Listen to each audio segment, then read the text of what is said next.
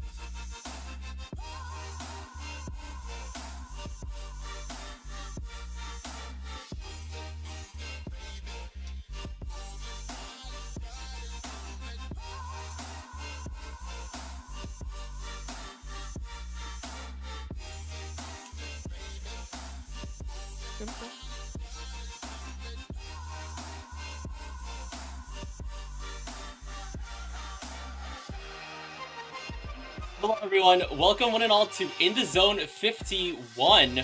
This In the Zone is honestly pretty special, Sasu, because I'm looking on the Sendo page right now. Thanks to a donation. Right now there's a $240 due prize pool up for grabs for the winning team.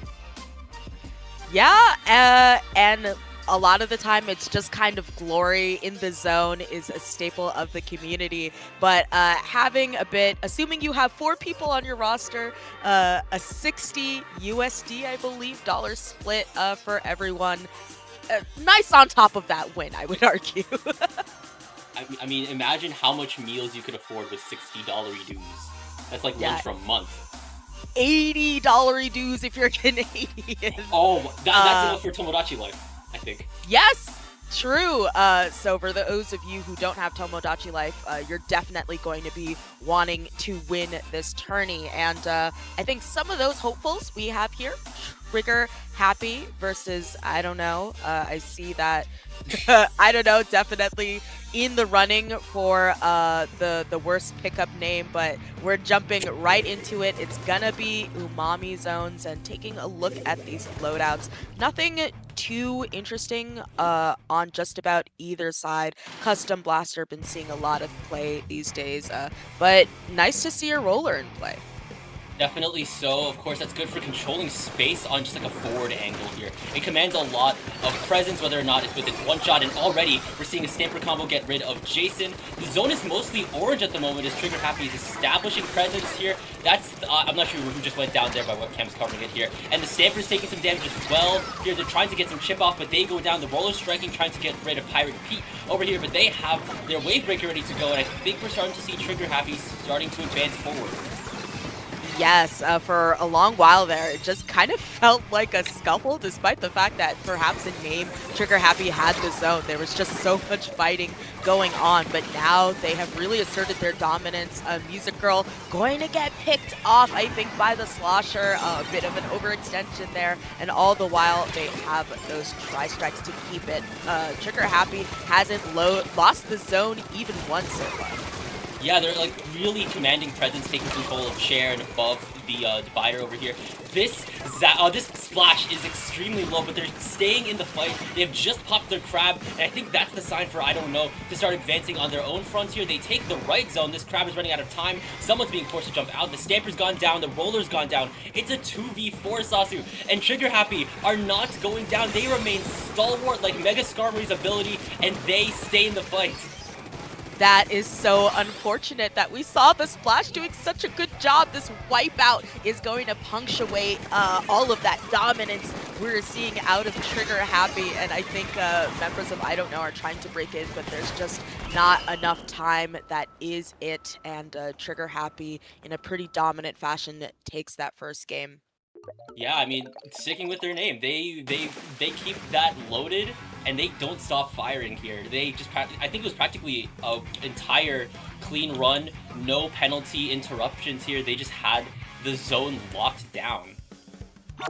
And you know, we did see that really good play by the Splash where they were kind of playing out of their mind. They activated the Flow Aura, got something like a double, and then in top mid had a grab.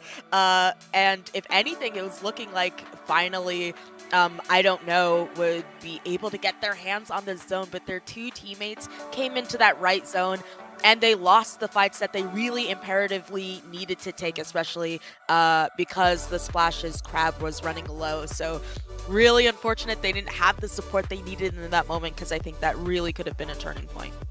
Definitely so here. I think the choice to split was probably a good idea. I think they probably had some sort of divide and conquer strat in mind, especially with popping the crab to anchor down that other person on the left zone. But then when that right zone started to falter here, and then when that crab was starting to run out, things were looking dire. Next thing you know, you get wiped out then and there, and then Trigger Happy gets a lot more space. Then they immediately started to go up towards the dome, and once you get dome in Umami, it's a hard time trying to get out. Yes, even obviously last night, the Global Gauntlet, a lot of us were watching that. I was casting that, and we saw some pretty nasty lockout on Umami up against some very tough teams. So surely for these teams as well, that can be a little bit of a struggle. But next up is going to be Mahi Mahi Resort.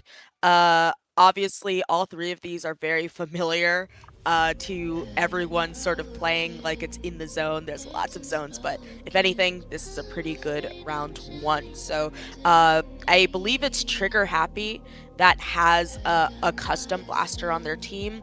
I Don't Know, with how they got locked out last time, are certainly going to have to be a bit more careful to not get stuck in their spawn this time around. I'm noticing a trend across all three of these maps here. These all seem to have a really big emphasis on locking out here. Umami, it's all about taking dome, and then when it comes to Mahi Mahi, it's all about just kind of like controlling your ledges. And we'll get to Barnacle and Dime when it's time. Right now, Trigger Happy is still sticking with their guns, and I don't know. Oh, we're bringing Carbon into the fold here. Some new added aggression from I don't know. Yeah, I think that will definitely help them. Before they were running that V-Roller. V-Roller instead has that bubble a little bit more defensive, but we saw last time around that they can't be defensive forever or else they're not going to win the game. So right off the start, you see they're showing off that aggression by immediately taking the zone, trying to lock out that choke point on the right, and really asserting their dominance. Yeah, they're already up in aggression. They already get rid of the custom blaster first. We're seeing this roller trying to get their ledge on, already chipping one here. They're almost at the 60-point threshold, which will open up the space for this Carbon and this Stamper to play a lot in. The water level has dropped here. That Zap almost fell into the water. A splashdown from Jin will put the zone into neutral. 2 down on, I don't know, it's only Drag left, and they are outnumbered. Music Girl going down, as well as Trigger Happy take the zone by storm.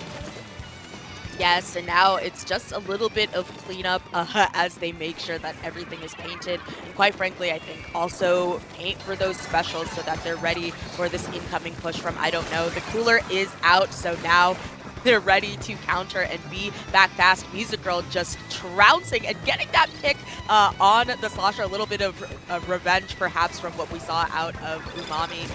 And all the while, despite the fact that they have lost that lead there and now they have wiped, it was a valiant effort, but they're going to kind of be sent back to spawn and have to try again.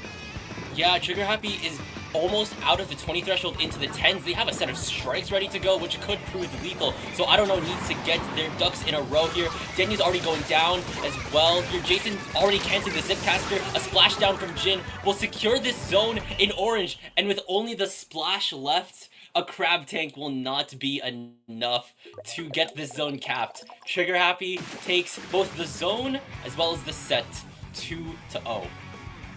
Yeah, same old story. I fear with the Splash being the only person up. Whoa, Jason, that is a devious outfit we're seeing there. The But, armor to pants ratio. Yeah, I guess when you're the winner, can we really complain about what you wear? The answer is yes. We can, which is why I did.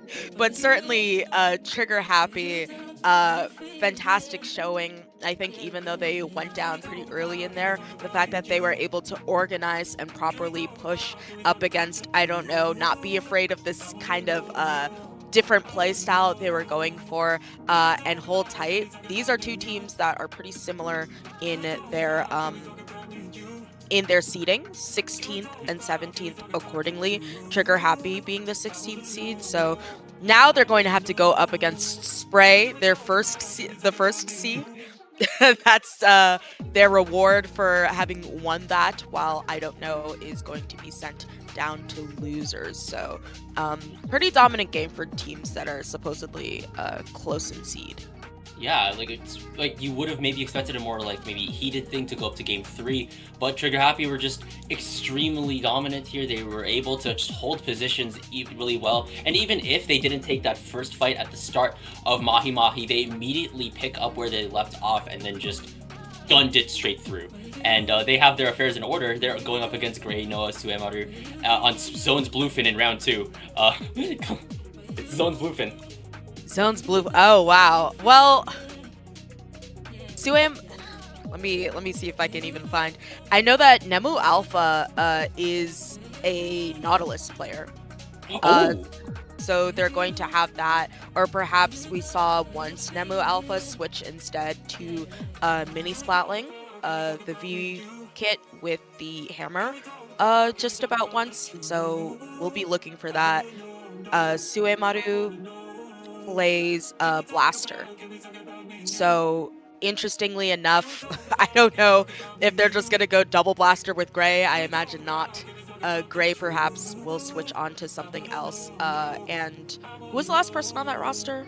Noah. Ah, there's the back line. Yeah. I was just like, oh, wait, who's going to be the... And I'm like, all right, that's who rounds it up. A very sensible roster, though. I'm interested to see... maybe we just end up with a Gray having to kind of pack mule it and be on Zap. Curious to see what that ends up being, because it seems, as of now, having 2 Blaster players, somebody's going to have to be the cooler when you have Noah on that leader. Somebody needs to figure that out if Noah ends up on leader. Yeah. So there's no Goss around to kind of get these coolers out for a PXG. So yep, that is going to be the 2-0. I believe that we are waiting on a game to complete between Zipcat and Collapse. And the winner of that will be going into the second round up against Omelette. So I'm not sure if we wanted to perhaps take a break in between there or keep going. But I think, yeah, we, especially if it goes to a game 3, who knows, but we don't know how long the break will be, but we'll take a short break and we'll be back as soon as we have that game for you.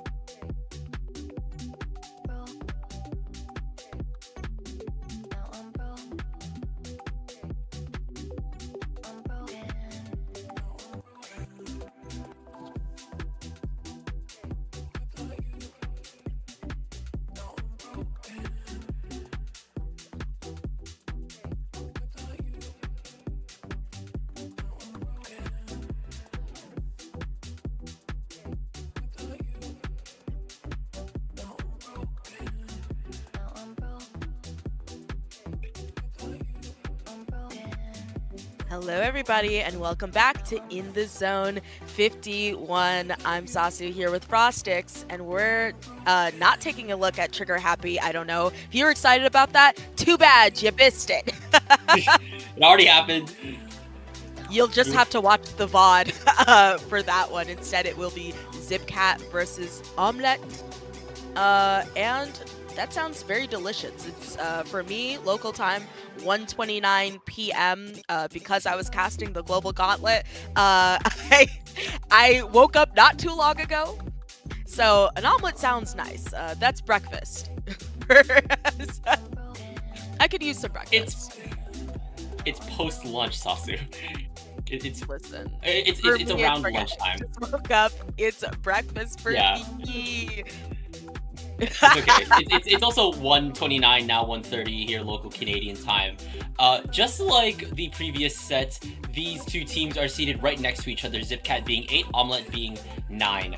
And well, we've seen a lot of Zipcat here, and I feel like I've seen a lot of the members of Omelette as well. Cairo, The World, Sam, Soro. So could be a weekly warrior matchup in the zone, but we're getting into things right back into Umami zones. We're back in the building again. Yes, and we're seeing a little bit of that Splatling plus, what's the word? Or am I crazy? Yes, Splatling plus Pencil, a play that we've been seeing a lot more often, and Zombie. On those signature Tetras, you're always going to see them on that. And they're going to do just what Tetras are supposed to do. Be very annoying, get those picks, and dodge roll all over the place. But, I guess there's a bit of an issue. I didn't see a DC or anything to that extent. But I don't know. Interesting. Maybe they have a sub or something? Because I felt like we were getting right into it. Sam already had a crab. Exactly, yeah. I mean, that's kind of what Sam does. I swear, every time I see Sam in a match, they're gonna get their crab within like 5 seconds. But yeah, like Omelette was kind of already pushed up here. They popped their crab. They were willing to go in. Maybe it could be something on Zipcat's end. Maybe Fruk came back into the fold right then and there, because Fruk's not here. Instead it is Bonk. We'll just have to figure out. We'll just have to figure that out when it happens. Yeah, maybe it's like in the chat. Like Could be. What happened? Mm. Oh. Whoa. Okay. Someone we've heard word someone was AFK. I think this may be our fourth is on the toilet moment. Perhaps. Hopefully not. Maybe it was just a controller issue, or I just hope it's not. There's nothing more frustrating than hearing like, oh hey, our fourth went to the store, they'll be right back. The Or store. something. The store? Right before I've had that. set? They went Seriously? to the store. Yeah. They And live right next to a convenience store or something? I don't know. Mid-tourney is wild. I on some level could get it. I think once I had a scrim with my friends I was subbing with, and my mom was like, you have to go get this medicine for your grandmother. And I was like, now? Like, now? And she's like, yeah, now. She didn't need it now. But and I had to like sprint to the pharmacy. There was a line. I was like, oh no. Wait in this line, get the medicine, sprint back, and it was like a whole thing. I think I got there in good time, but if I got there on time, then you can from the store as well. So no excuses. Lock in, sprint from the store. No leisurely walks here. Yeah, this isn't some Sneakers O'Toole cutaway. You got a tournament to get onto. Yes. So I guess they're getting that figured out. I don't know the in the zone rules as it pertains to timing, because I guess technically if someone's AFK, that might mean that like. Actually, I wonder. Let me pose this to you, Frostix. There are usually rules in tourneys about like how long it takes you to get into the room. In that, like, if your team takes too long to get into the room, you'll start giving up games and eventually the set if it takes too long. If all of your teammates are in the room but a person is AFK, does that count as everyone being in the room? This feels like you're dropping like a Schrodinger's cat on me right now, like a Schrodinger's player. This is like a logical exercise. I don't know if our fourth is in the room unless I look inside the box. They are simultaneously both in and out of the room. Exactly. At any Schrodinger's given time. fourth. Yeah. Schrodinger's fourth, if you will. I guess if you have to kind of hold things up because they're not there, then that would count. But listen, there's a lot happening today. There's In the Zone for those in North America. NA League is also happening today. Tomorrow is going to be the LAN Championship Showdown. And for a global gauntlet, I think that a team that was playing with Nightmare was at Sunset Surge while they were playing for that qualifier. So I'm like, maybe their fourth that's AFK is just on their other account playing NA League. Maybe they got a match in the ladder, and they're like, give me a sec. We're calling up the craziest amounts of circumstances to figure out where is Zipcat's fourth. Because this is crazy. They just finished their game, so where could they have gone? Right? Surely. We were waiting on that game to finish, so where'd they disappear to? Where in the world is Zipcat's fourth? Where is Zipcat's fourth? Carmen San Diego. Yeah, get Conan on that case or whatever. Yes, case closed, or Detective Conan for people Mm. who are particular about what you call anime. But yeah, we are waiting for that. Hopefully, that's actually pretty spooky. Can you imagine? You're playing, and you realize that like your fourth isn't moving, and you stop, and you're like, "Hey, where are you?" And you just hear nothing. Like, what do you do at that point? I remember, like, I get called like by my family a lot, not just during scrims, but also during like tournaments, both casting Mhm. and playing. Um, I remember one time actually, I was playing a Shark Tank, and we were like really deep into bracket and stuff, and then the team that we were facing, one of their team members was just not there. So since we had like a large amount of people on our pickup, one of us volunteered to play for them for like that one game, I think. For like one game, yeah. But what if you guys lost? We didn't lose. No, you didn't lose, but what if you have yeah. a player go on to the other team and then they win? Then I'm just gonna sit in my chair and go like, damn. I don't think So I if- would have been. That is very kind of you, because I wouldn't have been able to handle it if I went on the other team and won with them. What the? And I just made myself lose, essentially. Okay. Huh. Mm-hmm. I don't know if you're seeing this too, Sasu. I just saw someone get added to Zipcat's roster on Sendo right now. Like, Bomb has showed up. They're getting a sub, probably, I would imagine. Bomb is here and is on Zipcat. Yeah, I see that, which is funny because now their roster, at least on Sendo here, balloons to 6 people. So, Well, Fruit was never there, to be fair. yes.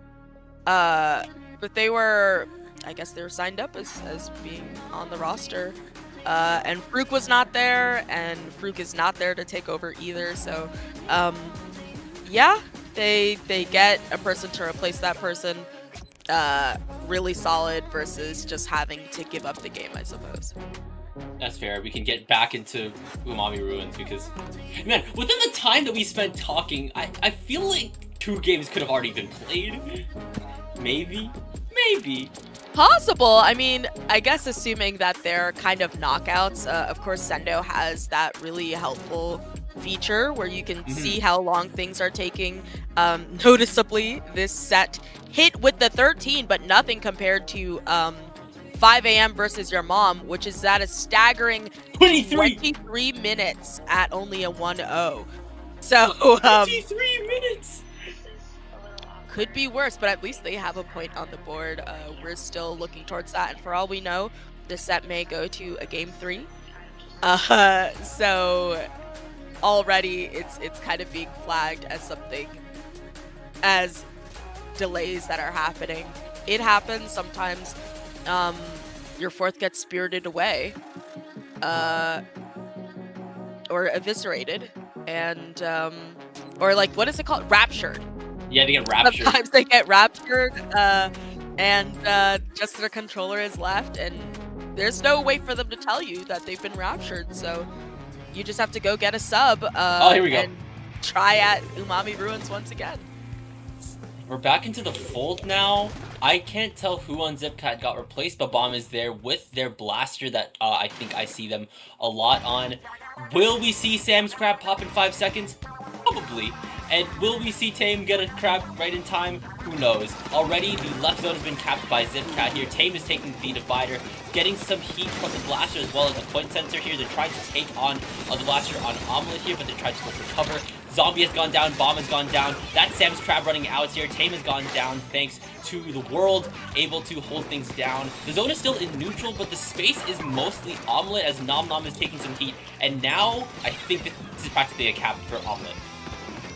Yes, they have moved up and they have their pencil in position in that top mid to try and just pressure everyone into that choke. Tame going to come out with this crab, get a pick for it, and that's 2 members down on Omelet, I think this gives an opening for everyone to move forward, especially because that Rain is active and chipping away slowly at the zone. Nom Nom taking that top mid, getting a double, trying to get that triple, especially with this Flow Aura activated. And they get it. Let's see if they can get the quad. Maybe not so much. They do try to go in and get there, but they get punished for it.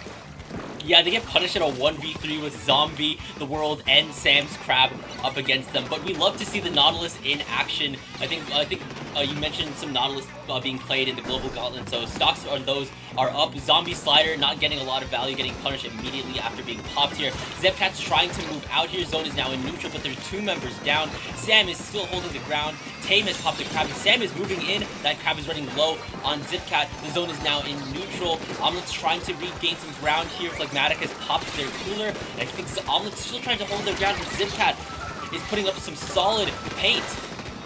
Yeah, it feels like Omelet is just trying to, or rather Zipcat was just trying to keep their paint down, versus Omelet was trying to take these fights. You see, they're already positioning themselves once again for the lockout. They take that dome, but they are ultimately pushed out. That's going to be huge for Zipcat, that they don't have that harassment, but Sam just comes right back, picks up that pick, takes the dome back to make sure that Zipcat has no hope of making it back into that zone.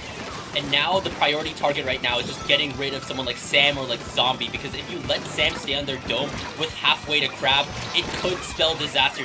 Now Zombie's trying to take dome. Zombie goes down. I don't know why I heard a scream. That could be from something else here. Sam is almost out of Crab. They pop it in a forward position, being taken fire by Nom Nom. They need to cap this zone and put it into neutral. One is... Okay, there's the cap. The zone is flipped. There's Rain ready to be deployed by Nom Nom, as long as they can survive. But no, they get taken down by Sam, who is still in the backline and keeping this space alive for the rest of Omelet. Sam has been doing some great work. You see they get that pick on that pen, denying the team cooler, as well as activating their Flow Aura. And all the while, they've moved a little bit back into mid.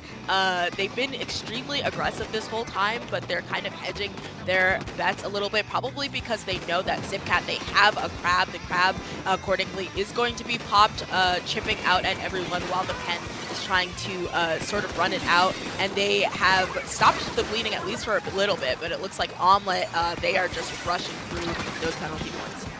Definitely so here. They're really close to clearing it. The zone is still into neutral here, and with Sam, Phlegmatic, and Zombie being able to hold things down just for a little bit now that Zipcat is in control. There's 1 minute 20 seconds left on the clock. There's still a lot of time for Zipcat to work here, but they're taking a lot of trades, and right now trades aren't necessarily doing the damage that Zipcat is wanting, because Omelet back into control. Zombie has a slider ready to go. I'm not sure how close they are to say Splashdown or Crab. Zipcat's trying to move out. Nom Nom goes down. Zombie has, I think, an opportunity to pop a slider here, but I think they're just waiting for the opportune moment, especially now that they're really close to getting that knockout ready. They are clear. They're almost clear of the penalty here. Phlegmatic drops the sodas, and here comes the slider, getting rid of Nom Nom. Zone is in neutral for the moment. There's 3 down on Zipcat, and Omelet's back in control, and there is the knockout. Yes, some really great restraint. We saw Zombie holding on to that Reef Slider for quite a while, and especially restraint like that coming out of Tetras that love to just rush you down is some really great gameplay to see. And honestly, I think that the reason this was such, despite the fact that Omelet was very dominant for a lot of this game, it still was able to be not drawn out, but definitely sort of postponed for a while. And I think that's because a lot of the time Omelet would sort of drop caring about the zone to instead get their picks. They would go down maybe, and then Zipcat would just paint over and have that penalty put on them. So at the end, I think they realized we have to live. As long as we're up, we can paint the zone, play the objective, and win the game. And that's what got them the dub, rather than Zipcat sort of stalling them out once again. How Yeah, Omelette just had like a lot of momentum rolling with them, especially since they were really knee deep into their points. They consistently were able to take space here between Zombie just diving in, or Sam being able to like effortlessly flow between like the front line and then also then to their back line here. Just very fluid movement from Sam. I think like you probably noticed that, Sasu. And then also, like, because they just had so much space and so much momentum, they were able to focus a lot more on just maintaining picks here, maintaining the pressure, whereas Zipcat had to not only just care about picks, but also about, like, their own space, about their own paint, about their own special. Let's see what Mako Mart has in store. Well, we already have a few changes off rip. That is going to be the Nautilus going instead to the Golden Splashdown Nautilus. A Bonk, instead of being on a Blaster, is on the Carbon Roller. And I think World on this Custom Blaster. I'm not quite sure if that was the case last time around, but just as prophesized, Sam already on that Crab Tank, having Havoc, and I think having a pen on that right stack going to be super terrible for Zipcat. All this aggression that we saw in that last game, it's carrying over already. Exactly, they get rid of both Tame as well as Bonk here. I think we're seeing World go for a flank at the moment, especially with Zombie preoccupying their right side stack at the moment here. That being said, Nom Nom have a splashdown ready to go. They're popping it on Zombie, not getting the pick, and they actually get punished for that as well. Zombie, resident ankle breaker over here. And there's 2 down again on Zipcat. Omelette has cleared past 50 of their points, and they're still counting down, Sasu. Yes, they're not even necessarily able to break out, and we had a sort of did they know moment, but Nom Nom absolutely beaming that shark and trying to clean up everything for their team, but there's not that much time. They do not have the rain this time around. They just have the splashdown, so they have it here to kind of sustain themselves for a little bit. They get the trade, but it's not enough. A 100-0 run for Omelette, and I think Zipcat getting a little bit punished having a sub in for this set. Yeah, I think a little, maybe, like, I think you just said earlier, Sasu, they were just having a really rough time trying to break out, especially when you have, like, this kind of two-piece offense, when you have World, this impending threat on the left, and then you have the very loud and aggressive Zombie on your right here. You kind of have to make a choice. What are you going to deal with, and how will you deal with them? And then they weren't able to deal with them in time, because then you had Sam holding down the line with Crab and its paint here, and you had Phlegmatic just assisting with Chip with more paint with Cooler here. Very well rounded on Omelette, just like an omelet breakfast. I am starting to realize I think I'm making you more hungry, Sasu. My bad. Yeah, but you know what? I'll just eat later. My breakfast at in the afternoon. And speaking of which, I am hungry for our next set, because I think it's going to be a good one. It's ready for us, so I think we'll just go straight into it, perhaps. Unless we are. We're going. We're going. And also I guess it just finished. I saw that there was 2 teams that were like 31 minutes. Remember when I said there was the other one that was like a little bit delayed? 23, right? I think there was one. Yeah, it was like up to 31 when I checked. Like they were still going, and I was like, oh my gosh, this delay. But finally, they are out of that set, which is funny. It ended up 2-1. In case you're curious, this was WB 2.5, 5 a.m. versus your mom. Your mom came out on top, but we're not worrying about that. Instead, it will be EZMD versus Blanks, our second seed, EZMD, who took games off of Japanese teams last night in Global Gauntlet versus Blanks, a fellow European sort of weekly warrior, so to speak. Some very across the board in this set, which is now in best of 5. The games will be hotter, the sets will be longer, and the sidelines probably will be as well, because I'm noticing a Devon 4K on EZMD. Accompanying them, Silver, Kiki, and Phoenix, that were, of course, there in the Global Gauntlet last night. And, of course, everyone knows Blanks, Golday, Pyro, Yushi, Pancake is here as well. We're starting things off with Robo Ramen. Damn it, the food just keeps coming. I just ate lunch and now I want more. Yes, that sounds really great. Luckily, I had ramen yesterday, So, as much as I'm like, yum, the ramen, my craving could be all the stronger. But what's even more exciting here, after watching a lot of Global Gauntlet, that has a sort of system where you can have strikes in the zone, not so much. So Manta Maria is something that very often gets struck off rip by a lot of teams, especially teams that run a leader, but there's nowhere to run or hide for EasyMD. They are going to have to play that for the second match, but striking back is going to be Brinewater in that third game. A well-known leader map. Blanks, of course, Pyro, known to be a Splatling user, so it's definitely going to be interesting seeing the Splatling versus leader sort of dynamic, seeing as though, you know, Manta Maria, a Splatling map, Brinewater certainly a leader map, so both of these teams going to end up in a place they maybe not necessarily want to be. And then after Brinewater, we're going back to form with Umami again. And you love those two zones so bad. And if we go to game 5, we're going to go to Barnacle and Dime here. What I think you do mention that Brinewater is very much an E-leader map, but I think the sightlines give itself pretty well to Hydra, I'd say, and Pyro. I think I've seen them on Hydra in the past, but we're going into things here. That is Devin on leader on the on Robo Ramen this time around. I'm not sure if the sightlines could. I think like there's a good the elbow sightline could be good if Devin sits on glass. Meanwhile, on Blanksy, we're seeing Pyro on headed this time around. We'll just have to see how that plays out. Yes, right off top, you do have that cooler going out for EasyMD and a defensive bubble coming out from Blanks. Very interesting. While Pyro, all the while, is going to get booyah'd from the, I think that's silver there on the sticker stamper. So there's just a lot of skirmishing going on. Everyone is everywhere. 2 members of EasyMD are on that bottom left, and Devin set up on the elbow section just like you called.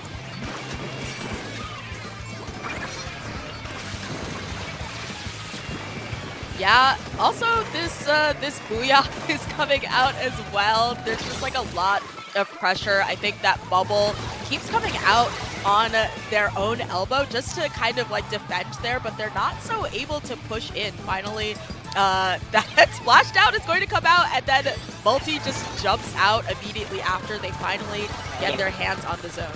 Wi-Fi is kind of being a little bit odd, and it's like, I'm not sure if it's this stream at the moment. Yeah, I think it's a bit of a Wi-Fi issue. I feel like usually that's me, so no problem. Frostix there. Also, I think the stream is a little bit choppy, but what can you do? Today's a rainy day, at least where I am. A little bit, but honestly, maybe it's my Wi-Fi, but all the while, I think EasyMD, they have just had a stranglehold on the enemy elbow, and having this wipeout, especially with Devin standing there on that leader, is just some nasty work. It'll take a lot to clear things out. You may want to go for some flank routes like we're seeing the Blaster go for right here. They'll need to cap this zone with Blaster Paint, which could leave a lot to be desired, but they get the direct here, putting the zone into neutral, but it's only the Blaster. But now this Tetra trying to get the jump in, but it's a little too much and a little too late here. And that's EasyMD taking game 1. Yeah, once again, we're in this situation where you see that that flank did really well. Unfortunately, they were forced to bubble a little bit early, but when you have that flank, you're really depending on the rest of your teammates to move into mid and sort of paint. Like you said, they're relying on that Blaster Paint, and obviously you can never rely on Blaster Paint. So you have a junior, you have these weapons like Pyro on the heavy edit to kind of like bring that up, but as you saw, they were splatted, I believe, in zone or right outside of it, so they were kind of alone, and after that it was sort of curtained. So unfortunately didn't necessarily have access to the supplementary paint they needed after that flank. That's game one. We're going now into Manta Maria, the one of two elephants in the room at the moment. You said earlier that this is obviously very much a not leader, that's Brine Water. Very much a map that Pyro would be able to thrive on, and we're seeing the switch up from Zap to, is that Tri Nouveau? Is this Tri Nouveau? I think that's probably Tri Nouveau, Yes.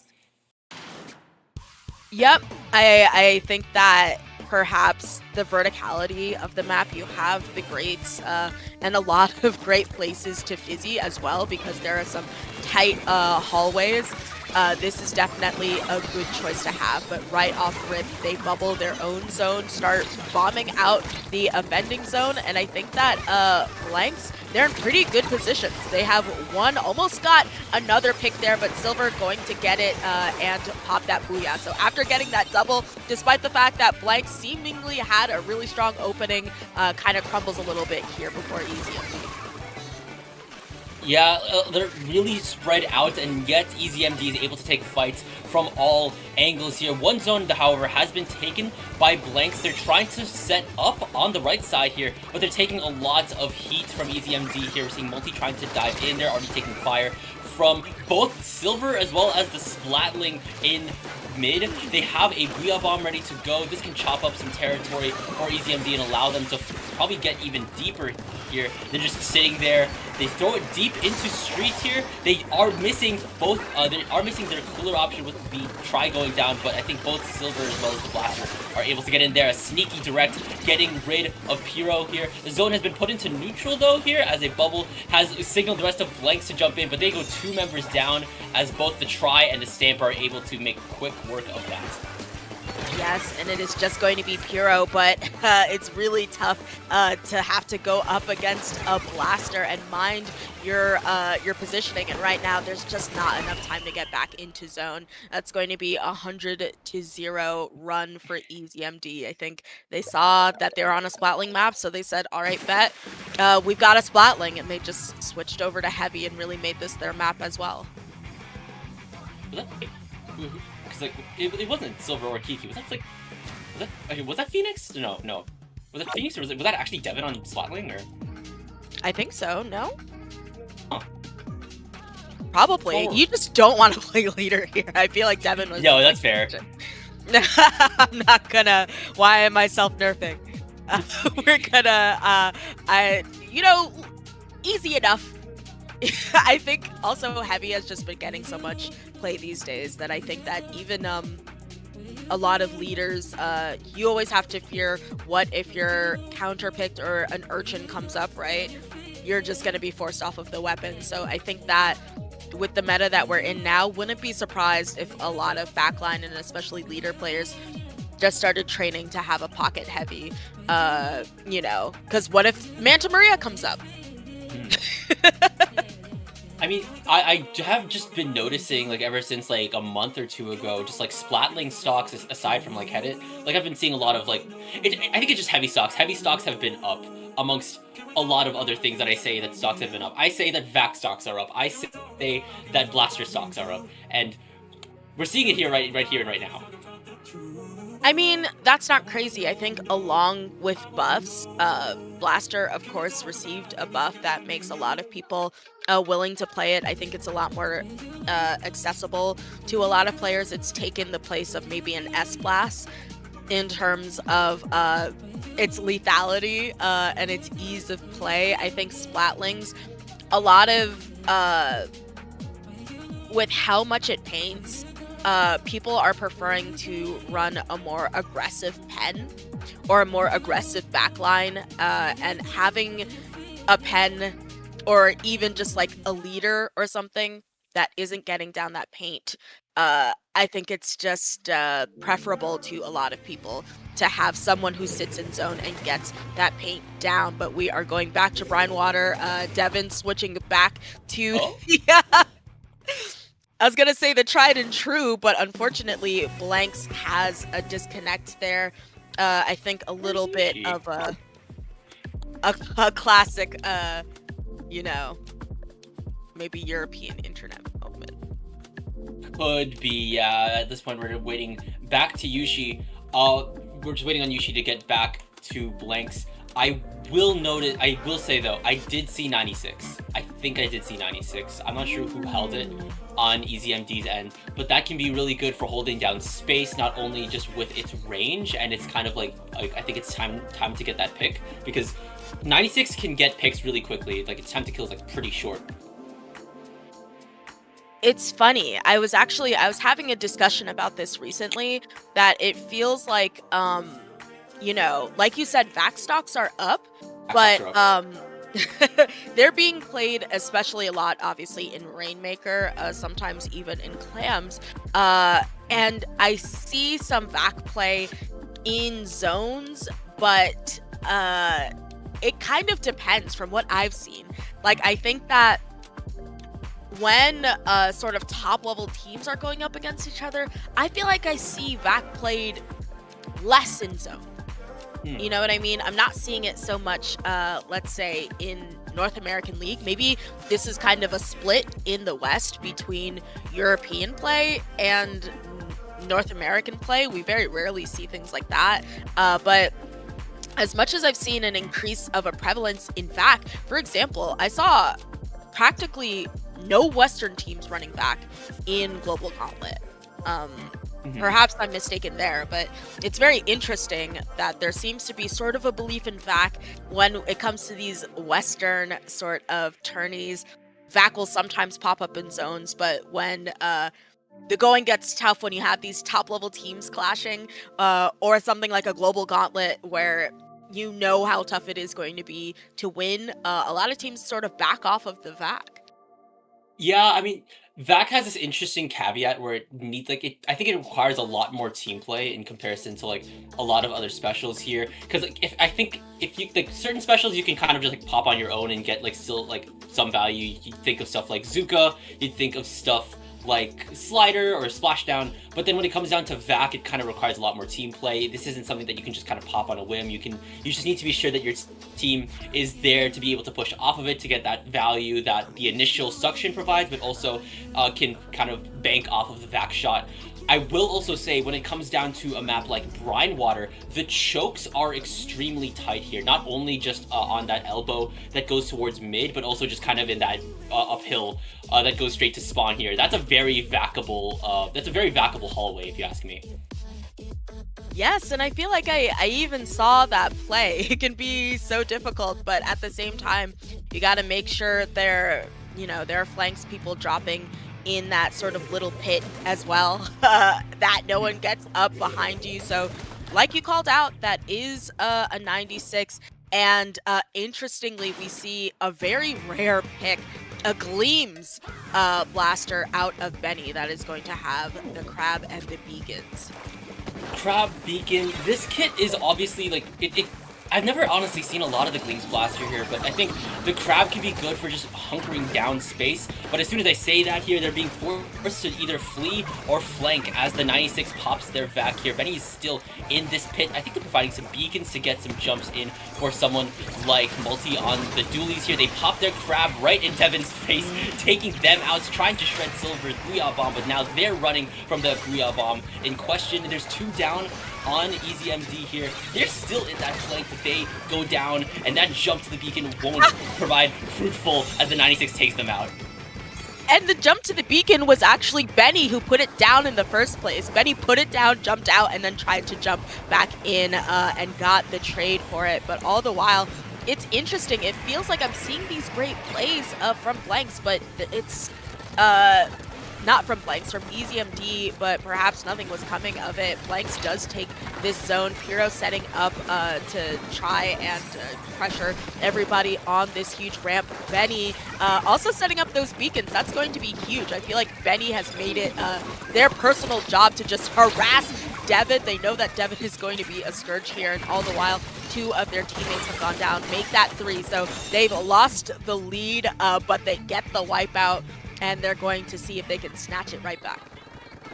Lead is definitely attainable. It's a 3-point differendum here, and already Multi has gone down. They have popped their cooler. I'm not sure if the Tetris is going to value, but they're going for the flank. I'm not sure if this vac... Oh, but they turn this vac towards zone. The vac shot's coming out towards Yushi, getting the vac snipe here, and Benny's trying to roll around in their crowd, trying to survive as well, but both Benny, Multi going down as EasyMD clears the lead here, trying to clear out Pyro from the flank, having their eyes set on Yushi now as they pop a bubble here. Now, the 96 has gone down here. I think Blanks is trying to move in. As the zone goes into neutral, it's only Devin, and they're able to clear it here. 48 penalty points to EasyMD. Blanks not going down just yet.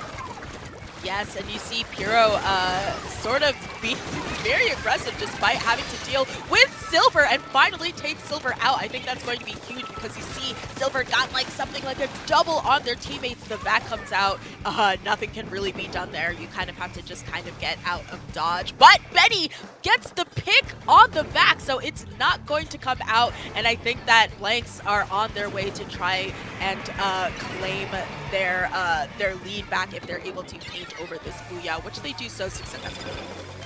Yeah, and they do only have 2 members on zone here, so Pyro needs to be able to get the rest of their team into the fight quickly. They do get Yushi in, but Yushi goes down. Pyro is not able to jump out in time, so now EasyMD will be taking back space and taking it fast, because right now it's only Multi on the field right now. Silver, Devin, as well as Phoenix are able to now get right back into that vacable hallway. Like I said earlier here, I think the vac shot is primed and it gets sent straight to spawn, getting rid of Pyro as Silver now charges a Booyah Bomb to watch for potential flanks. They're throwing it straight into Penny's face. They're forced to jump forward and face Silver here, but no, they go down to the 1-2. They take the lead. That slider from Multi won't be claiming any targets, but the dualies will get rid of Silver, but the time is running thin. They need to cap the zone fast, but it's only Benny left, and in a similar situation to Robo Ramen, it's too little, too late, and that's EasyMD taking the set 3-0.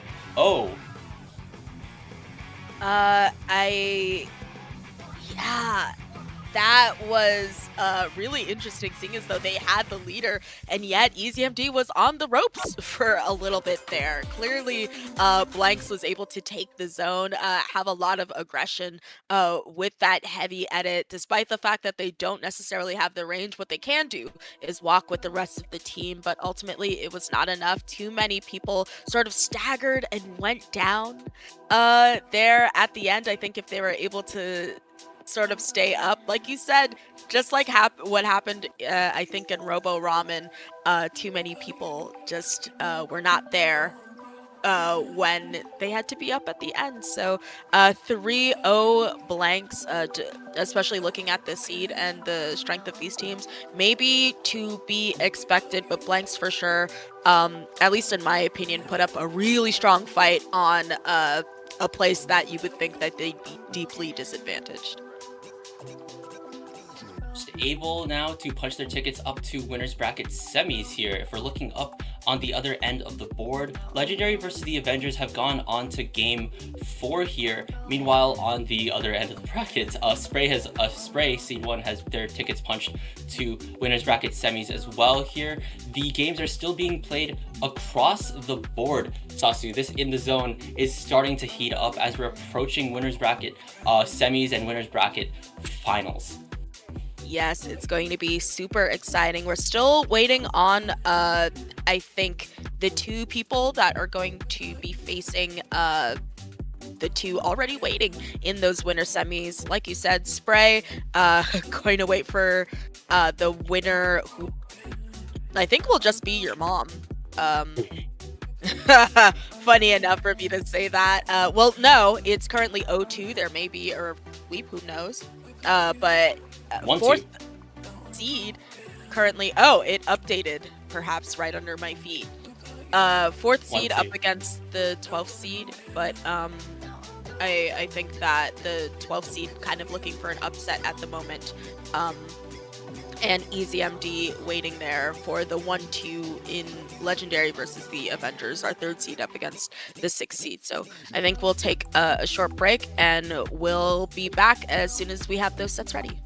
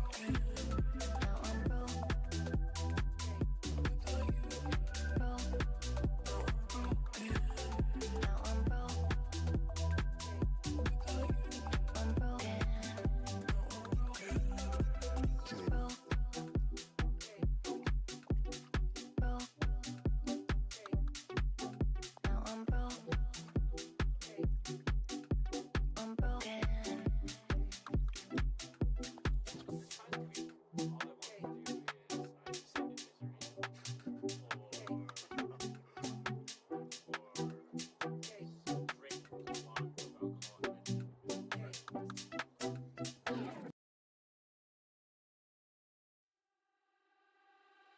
got nothing to hide.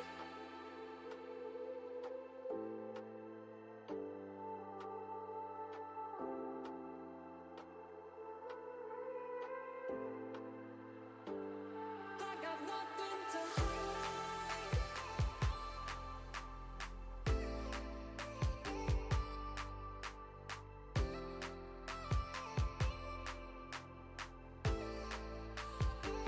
I got nothing to hide. Nothing, got nothing to hide. Nothing, got nothing to hide. I got nothing, got nothing to hide. I got nothing to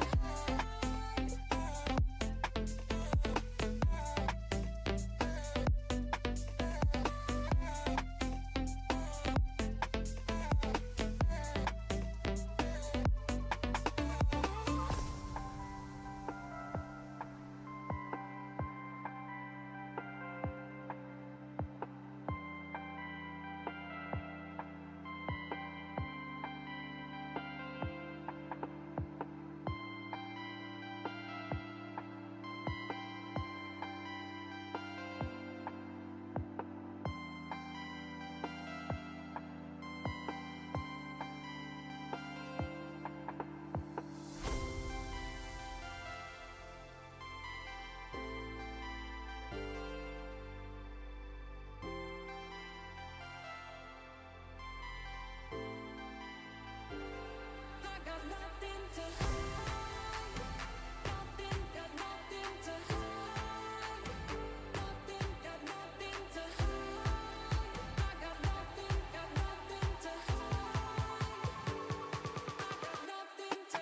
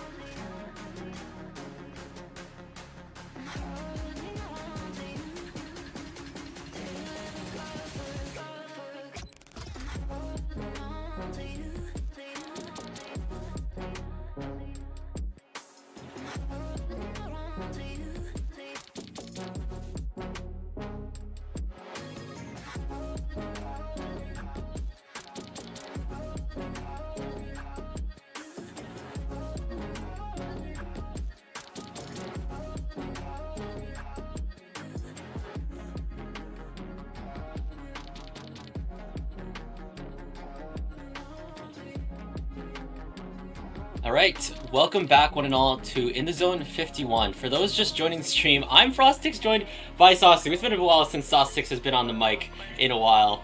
And we're back now. We're still seeing EasyMD hot off the presses of them beating Blanks. And we're going for a little bit of some deja vu because the team they're going up against, the Avengers, is a half Japanese team. And according to your knowledge of Global Gauntlet, Sasu, they had their fair share of fights against, obviously, yeah, that's the nature of Global Gauntlet, of course. I mean, EasyMD, famously one of the Western teams to be able to take games off of the Japanese teams. Not quite a set, but noticeably, I think, missing from Global Gauntlet, from the teams that were picked, is a legendary name. I was looking through the roster of the Avengers. We have Xerxes, Kenshin, and two Japanese names here. Fumi, who I'm perhaps not the most familiar with, and Todo. Todo just hanging out there, and that explains why the Avengers was only the 6th seed. If you click it and you see Todo,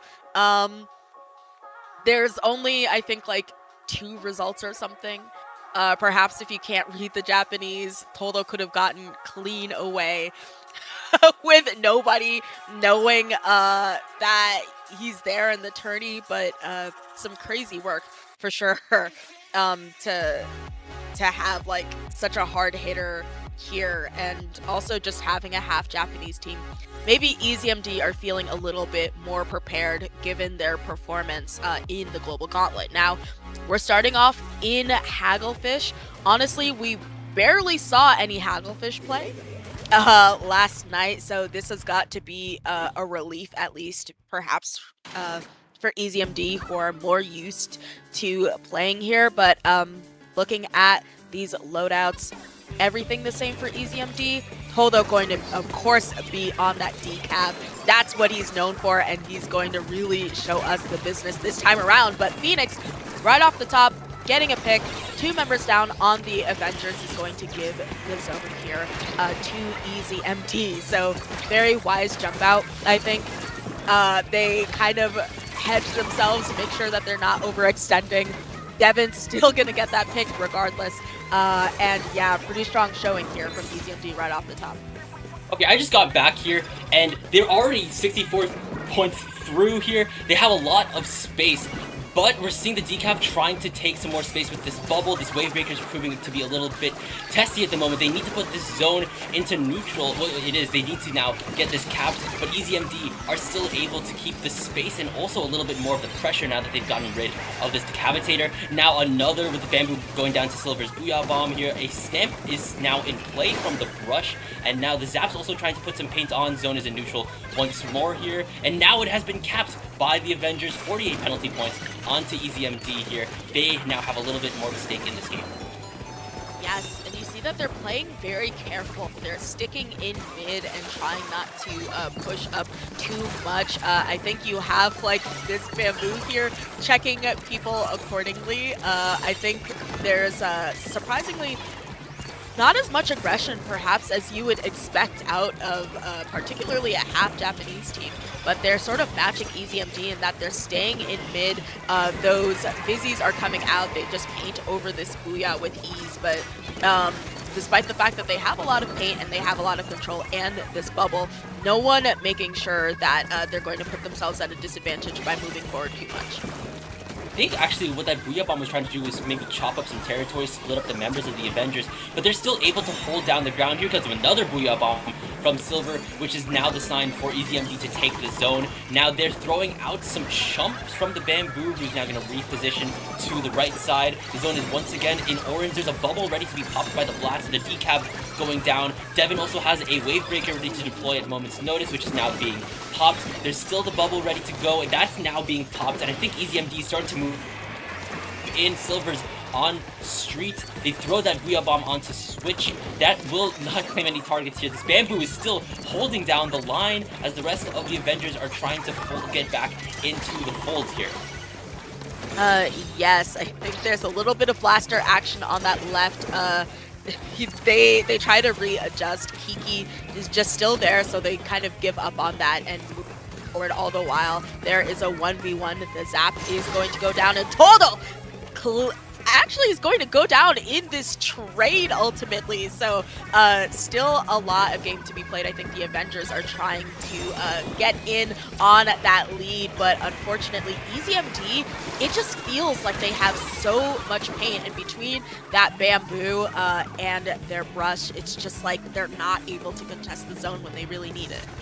Yeah, exactly. When you have the Zap and I think the leader just providing some good paint here, and then when you have weapons like maybe the brush, the bamboo, maybe even the decapitator here, keeping up with paint could be a big kind of hole in the Avengers comp here. But where they lack in paint, they have aggression in spades here. They're able to get rid of the blaster here, but Toto gets shut down. At least they go down and trade. The brush is now on the flank, on the aggression, trying to at least get more space here. The bamboo is able to get rid of Kiki as now they move forward into Switch. That's now 2 picks for this bamboo as the rest of the Avengers are funneling forward. They're now out of their penalty here. EasyMD are now 2 members down, and the Avengers are getting deadly close to the 20 threshold. They may be able to retake this lead with now 49 seconds on the clock. They have taken the lead. The Booyah Bomb is being thrown out. 3 members down on EasyMD here, and they are now in the single digits here. They could be able to get this knockout. Will it be possible? Yes, it will!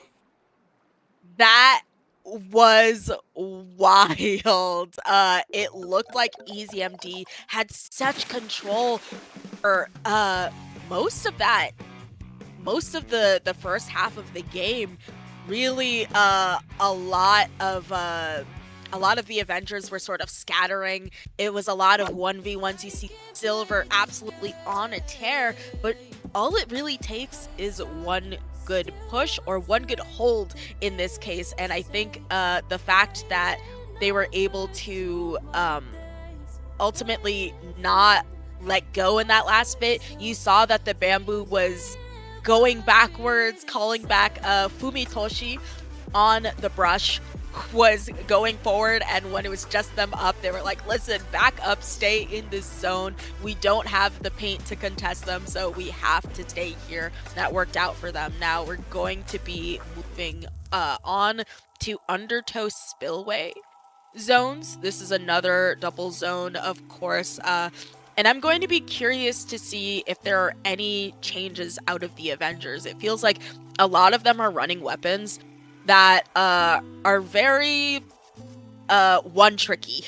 You know, usually when someone runs a bamboo or a brush like we saw out of Fumitoshi, that tends to be the class that they stick with. But we have a switch here. Phoenix going off to that Tri-Slosher Nuvo. Once again, Kiki gonna be on this blaster as well, and no changes there for the Avengers. Yeah, we're seeing this on Undertow this time around here already. Silver's able to get the half onto, I think that's Toto over there. We're also seeing, oh yeah, we're also seeing Devin back on that pocket heavy like we mentioned earlier when they were on Manta Maria last set here. Now come the Chumps, able from the bamboo, 2 members down on the Avenger. The Hammer's being popped by the brush, able to get rid of Phoenix, but they go down in a trade. And there's 2 members down on ECMD at the moment here. It's still really a hot neutral right now. Yes, I also have to point out, this is not a great place for leader, and I think Devin knows that all too well, instead switching over to the heavy Splatling. So we're going to see that action versus the Avengers, who are practically backless. I don't know if we really consider Bamboo to be a backline, but the Chumps are going to be out and assist with chipping away at both of these zones. Silver with the Booyah, and it feels a lot like we saw last time. EasyMD off to a really strong opening. A little bit of difficulty from the Avengers to really break into mid, but we'll see if they're able to recoup and figure it out.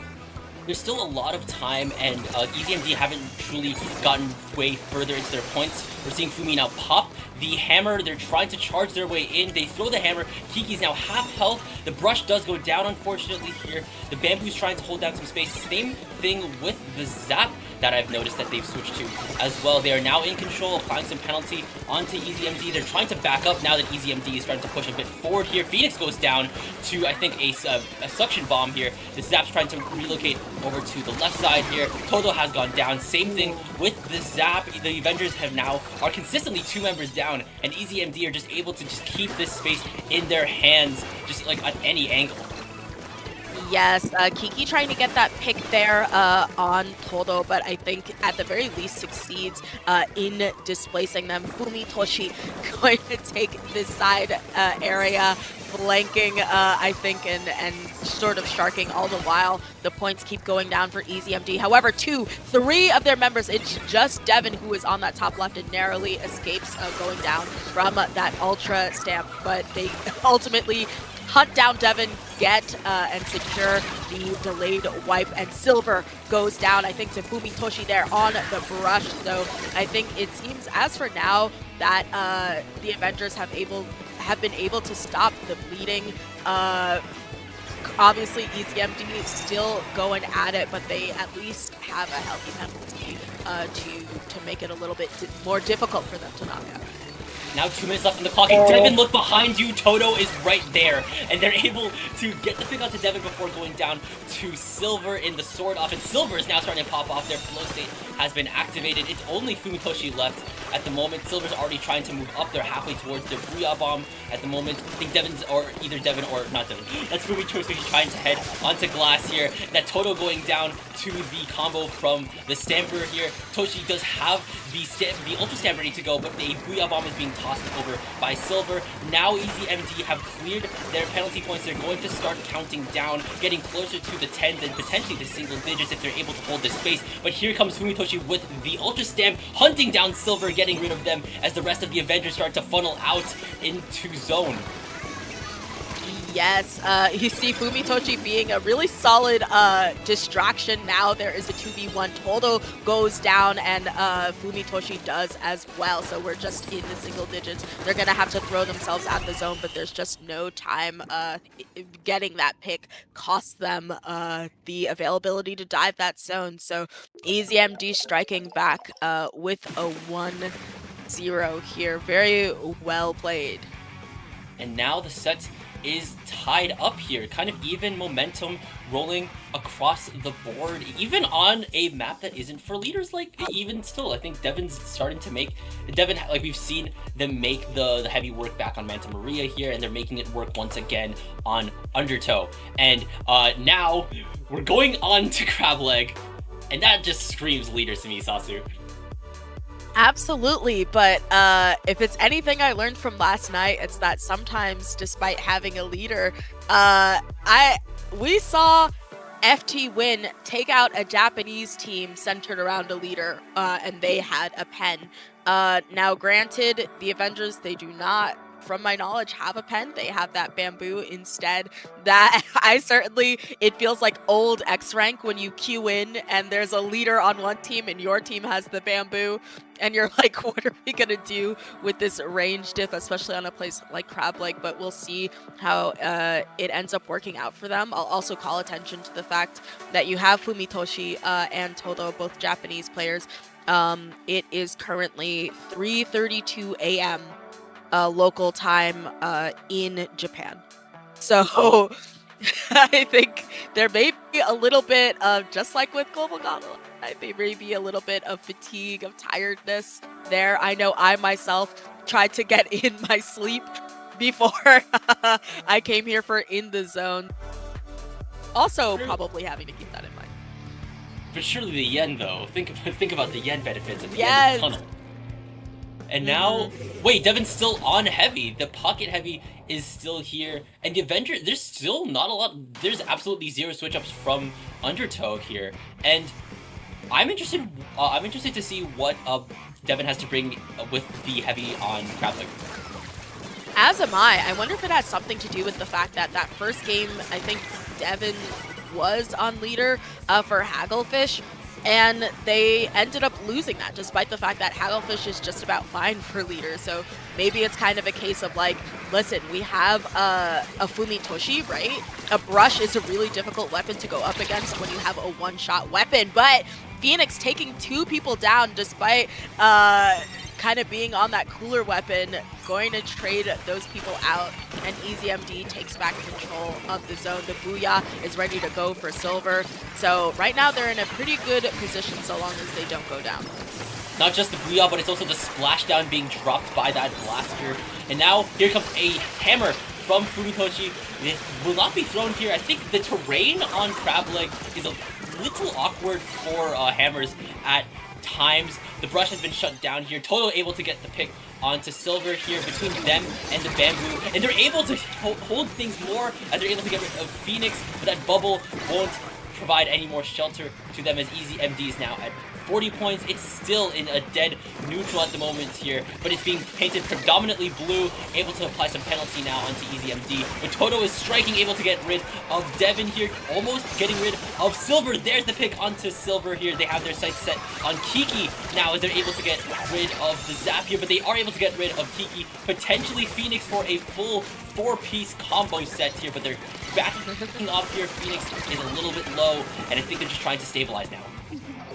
Yes, that was really huge, but in all of that time, they did not have the zone. They lost it there for EasyMD, so that gives them a tiny little penalty. They don't have that many points, and I think that perhaps the Avengers starting to recognize what their win con is. I would argue it's getting rid of Devon, and also particularly Silver. I think Silver has been getting doubles and running through them, so that's why you have Todo sort of rushing them there, and Kiki takes care of Todo. They also take care of the Tri-Slosher there, so that's Phoenix going down. And the Avengers, while they've been fighting, they've had a pretty solid hold. They're threatening to have a lead switch here. We know that they've been struggling a little bit with paint, but their holds are something mighty, and they have taken the lead with it.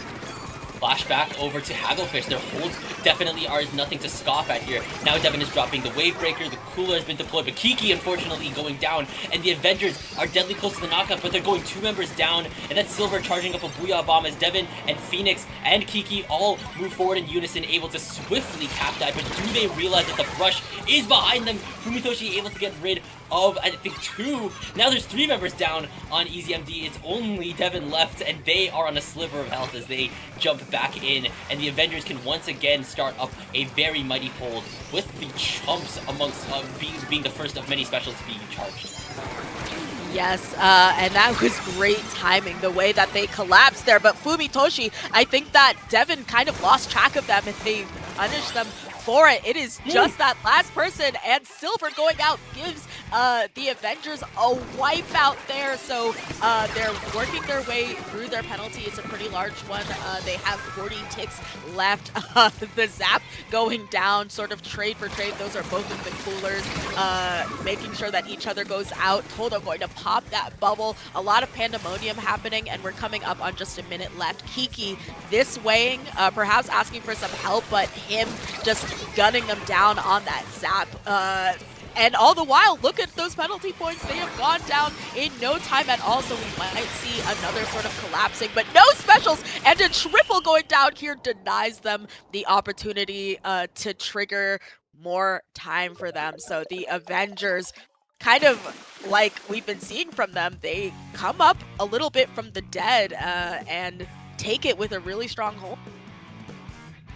Very strong hold indeed here. I think you saw a lot more proactiveness coming out from, I'd say, obviously both Fumitoshi on the brush here. We saw a really deadly flank later on in the game, but also I think through and through, Kenshin was just able to hold down the line with the Zap here, able to like hit their shots, provide their chip here, not only with their main weapon, but also with did that bamboo kid have the killer whale, or is that one the Chumps here? Either way, very solid support coming out. I think it was the killer whale one this time. Okay, so some really solid support coming out from both from Kenshin through and through on this game. Approaching, oh wow, okay, we're going to mincemeat on game 4, huh? I immediately lost my composure seeing mincemeat. Whoa. It was funny. As I saw mincemeat, I was thinking to and I wanted to ask you, Frostix, whether you think that Devin goes back to the leader here. Now, Crab Leg is probably one of the most leader-favored maps that you can have, and Devin instead decided, I guess, to opt for the Splatling instead of that leader. I'm assuming it might partially be because of Fumitoshi. I think a Splatling deals with a brush way easier than a one-shot weapon that can just kind of get run down and swerved around. But now that they have lost as well with that Splatling, do they kind of go, yeah, but it still feels better to deal with this comp? Or do they kind of like, I don't want to say take the bait, but when you see a delicious steak in front of you, it's not crazy when you want to take a bite. And exactly. That later. And Devin is still on the Splatling here, not going for the lustrous steak in front of them at the moment. So now, okay, so it is just, okay, where was I seeing Chumps from? Who knows? Anyways, we're now already going into the fight. Todo trying to take some position on the left in this case here. Already, though, I think that is Fumitoshi going down. Todo's taking some heat, but they are able to get rid of Phoenix here. Silver is very low, and they pop a very tiny bubble, but is still providing some protection as they dive in. They're trying, I think they traded off Silver here. That hammer won't get any value right now. They are able to take a quick lead, but knowing this is still early game, that lead can immediately be swayed right back into EasyMD's favor.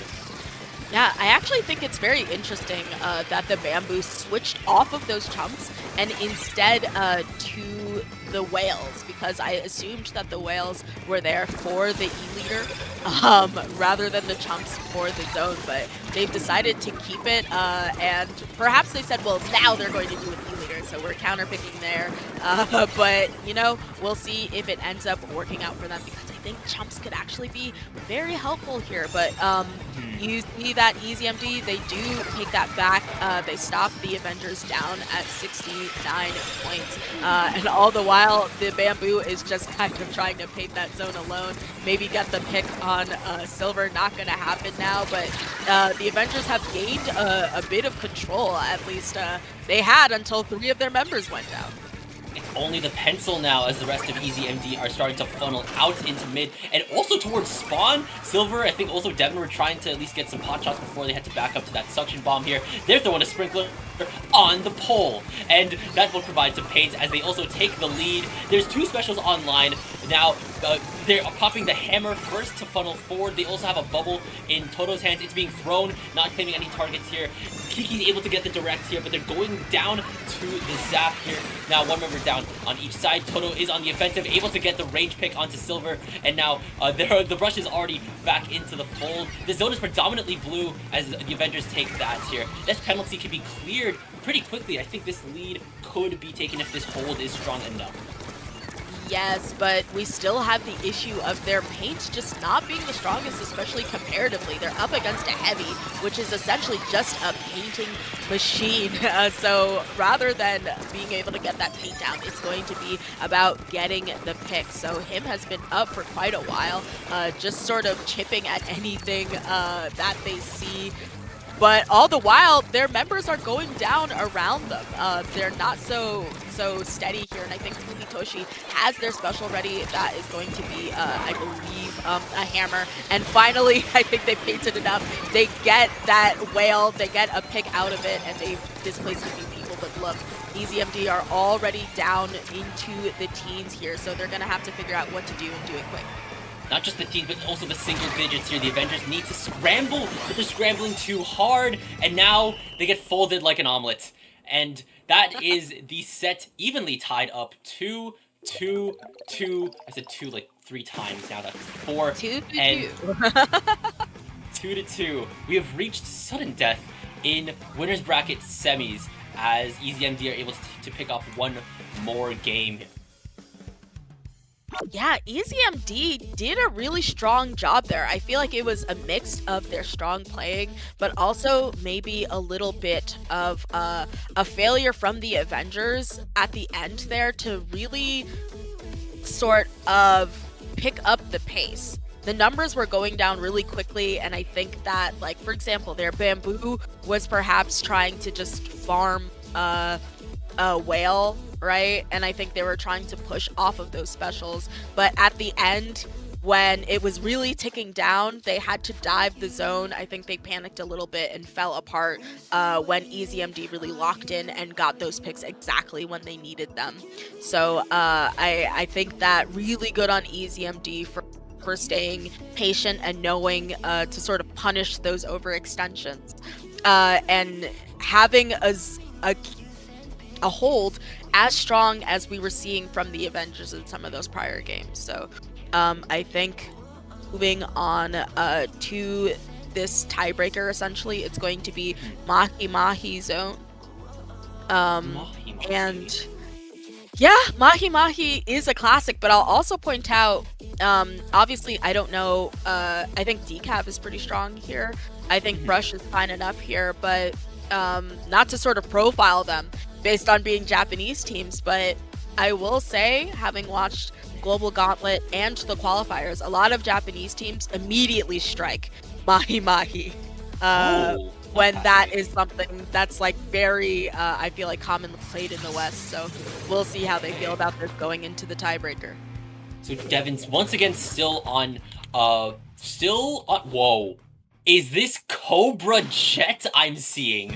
Say hello to Cobra Jet on Toto, of all things. That's a very stunning pick for the final map of the set. This has Burst Bomb Splashdown here.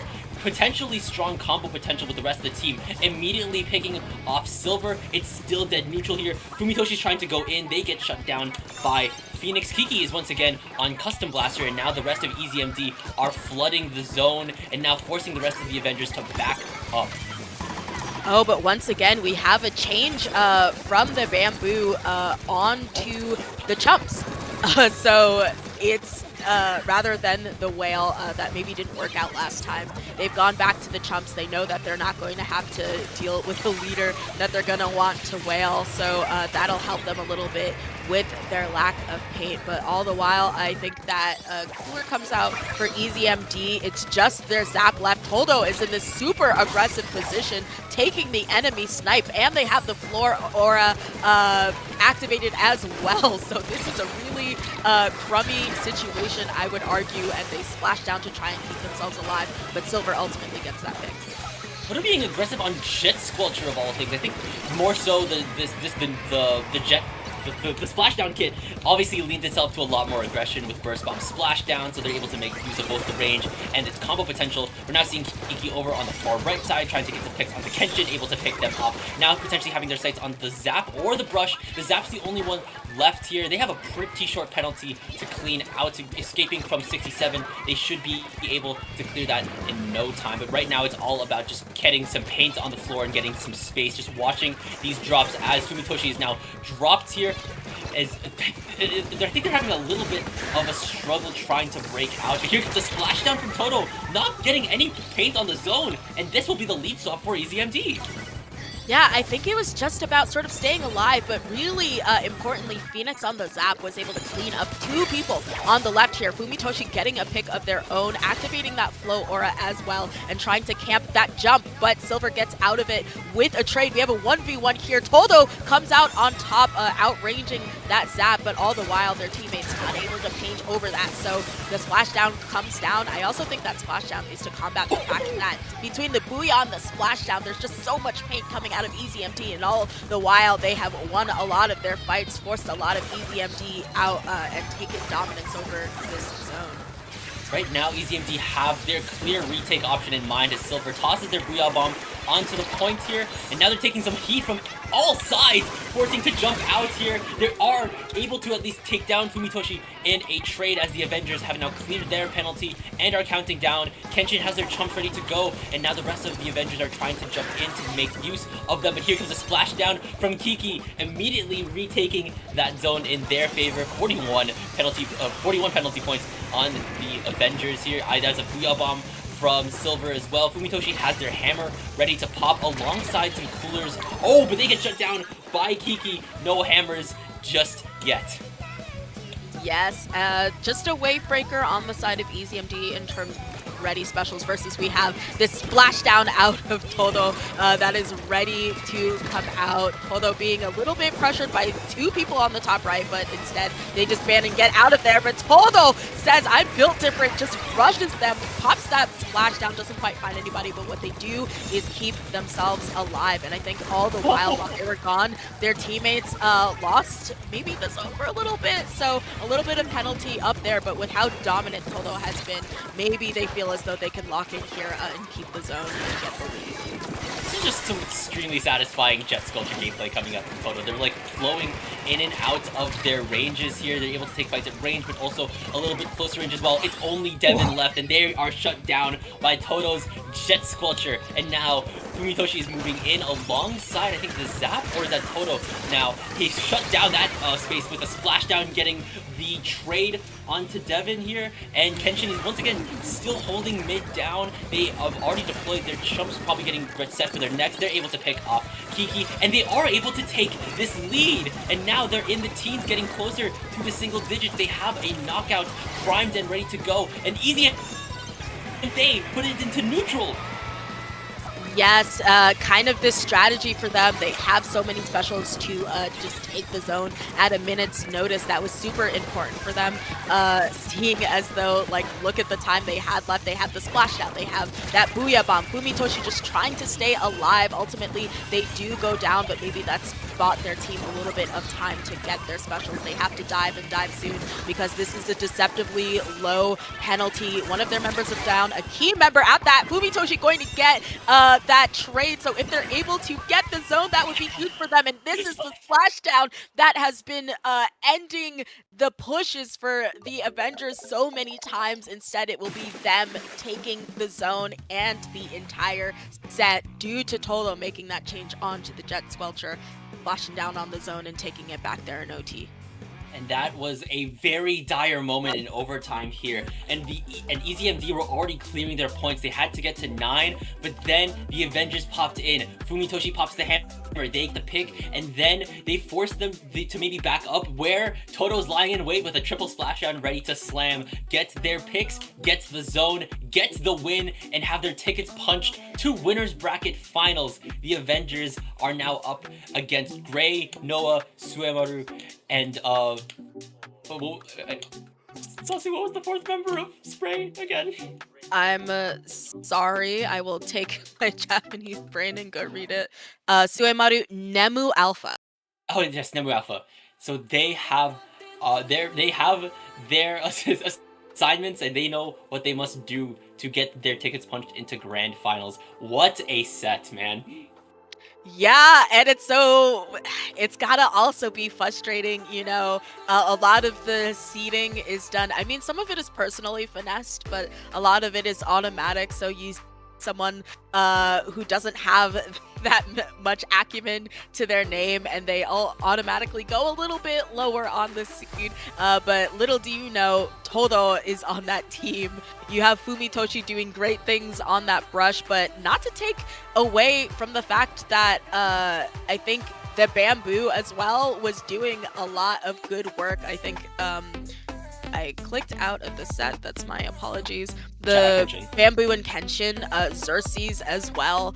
I feel like they were all really putting in the work, and to hold like that takes a lot of teamwork. It can't just really be one strong player or even two strong players. You have to have people kind of taking up that rear really well. So yes, that is going to be a really great set, and moving into winners, that is the end of our block, Frostix. So we are going to sign off and be plays, but before we do so, go ahead and give me those plugs. I haven't heard the Frostix plugs in a while.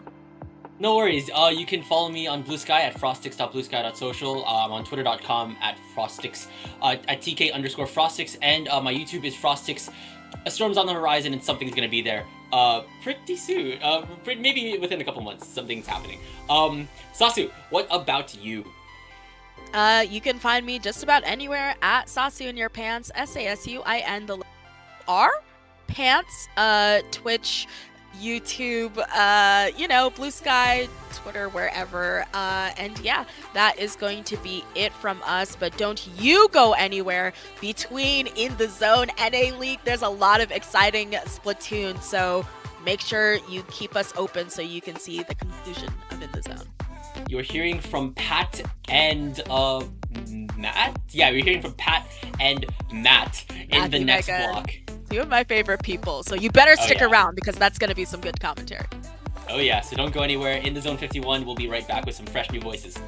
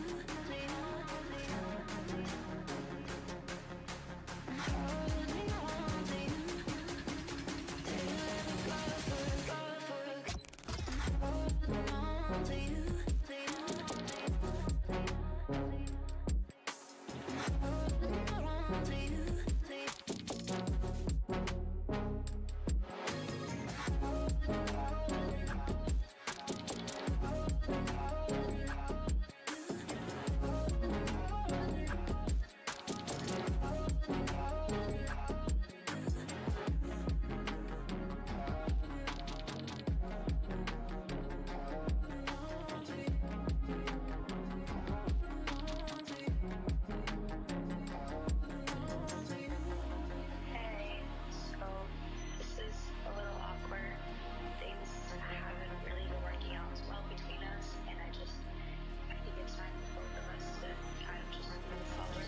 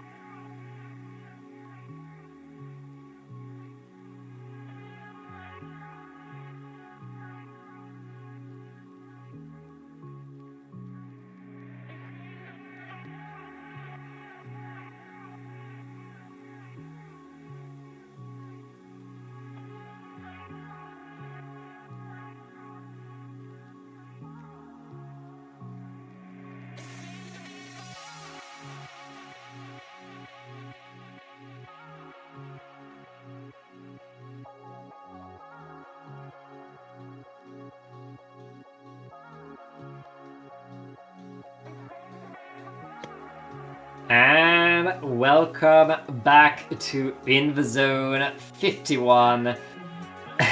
We are here to watch the upper bracket finals. I am Pat, here with Matt, ready to watch Spray and the Avengers.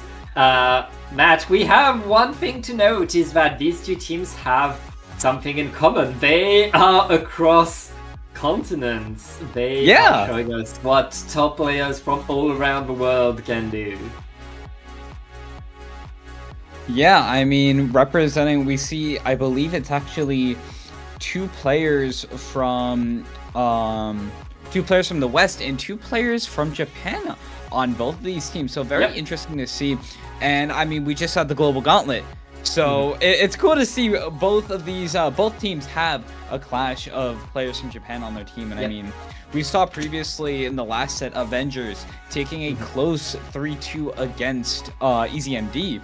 Yeah. Which, something that wasn't actually expecting here, but now they are up against Spray in the first match of our Winners Bracket Final. Starting off right away, we got Splat Zones on Mako Mart. Let's see these comps.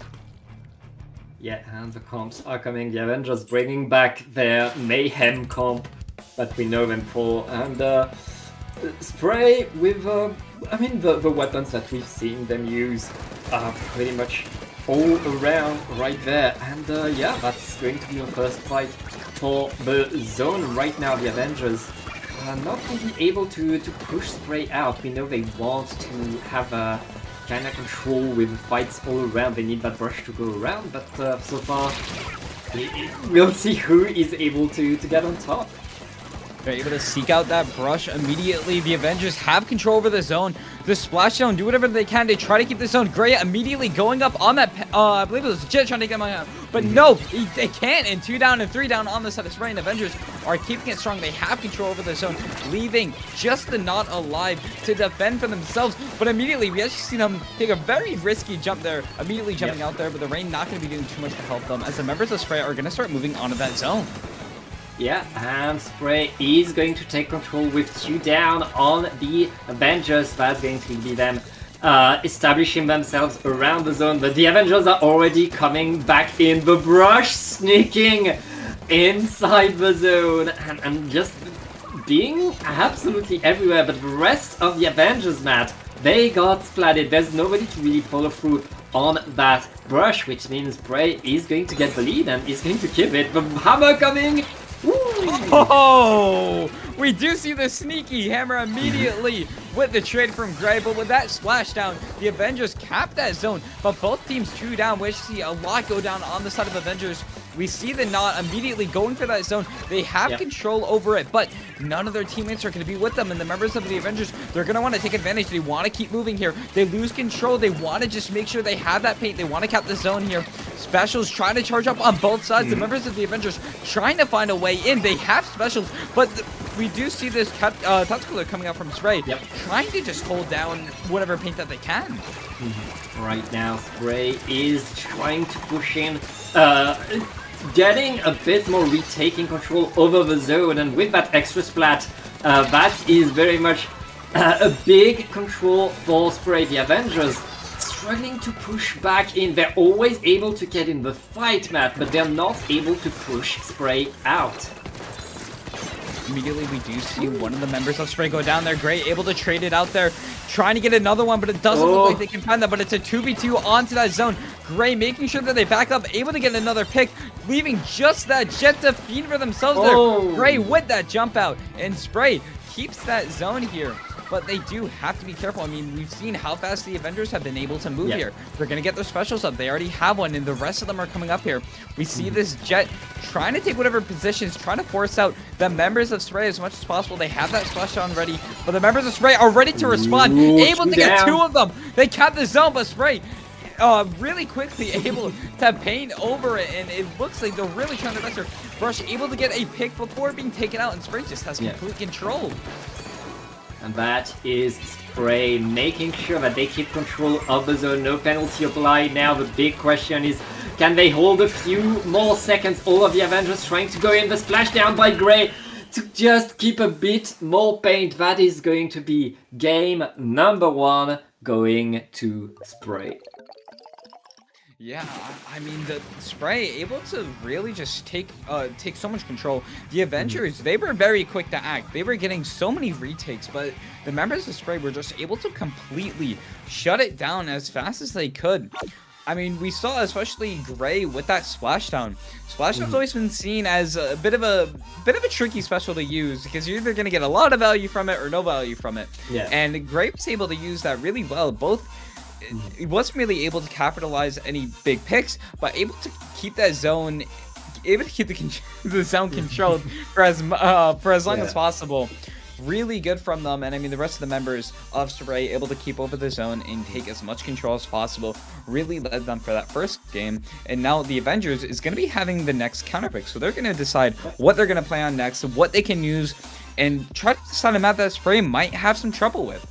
Yeah, and Matt, going back to what you said about Gray not necessarily getting the big picks with the splashdown. The thing is, what mattered the most with these plays that Gray was able to get was when these plays were happening. When the zone needed to be painted right now, Gray was there to splash down. At some point, Spray lost their backline, their Elita to a hammer throw. Gray was there to get an extra splat with the blaster and then throw the splashdown, making sure that the Avengers could not capitalize off of the backline being down, allowing all of Spray to just regroup, be ready without the Avengers being able to paint the zone. It's really that awareness of when are we at all time that is allowing a player like Gray to really hold control, make sure that he always decides what state the game is in, and that's a 1-0 for Spray. Now the Avengers, they are demons. They are all around. They're constantly in a fight. We're not really able to push Spray out on Macomart, but if they find a map where they can really use that constant aggro to their advantage, they have a good opportunity to get back in this set. Yeah, I mean, it's going to be interesting to see what Avengers is going to go for their counter pick. I mean, there's a couple of different options here, but if they're going to utilize their comp well, they got to pick something that's really going to give more pressure onto Spray. I mean, they're very quick to act, and their holds were very well. They were able to hold extremely well, and as you were saying before, the fact that these two teams, they got to know where each other are at all times. They got to be calling up their locations. They got to know where each other are, because the second someone goes out of place, nobody knows nobody knows where each other are. So the fact that they're able to keep up, communication is really going to be key, especially for both of these teams. I mean, they're pickups. Despite, I mean, they are very, very good players, but they still got to make sure they keep their communication up if they want to go further into this tournament. And as we wait for Avengers to pick their next map, I mean, what do you think could help them here? I mean, I'm giving a look at their map list. It looks like they have Undertow Spillway on there, or even Surge and Shipyard. Like they've put a few wild maps on their list, and I think a wild map is somewhere they want to go if they want to get the jump on their opponent. When you have a Brush, when you have a Bamboo and a Jet Welcher, being in a fight, getting the jump is what is going to allow you to do things well. And as long as they're able to find the flanks and to turn these flanks into paint on the zone, they will have the ability to really bring the fight to Spray. Now the big question is, how do they exactly do that again? Spray is the kind of team, I mean, you say team pickup at that level. These players are so aware of everything that's happening and of what their teammates can do.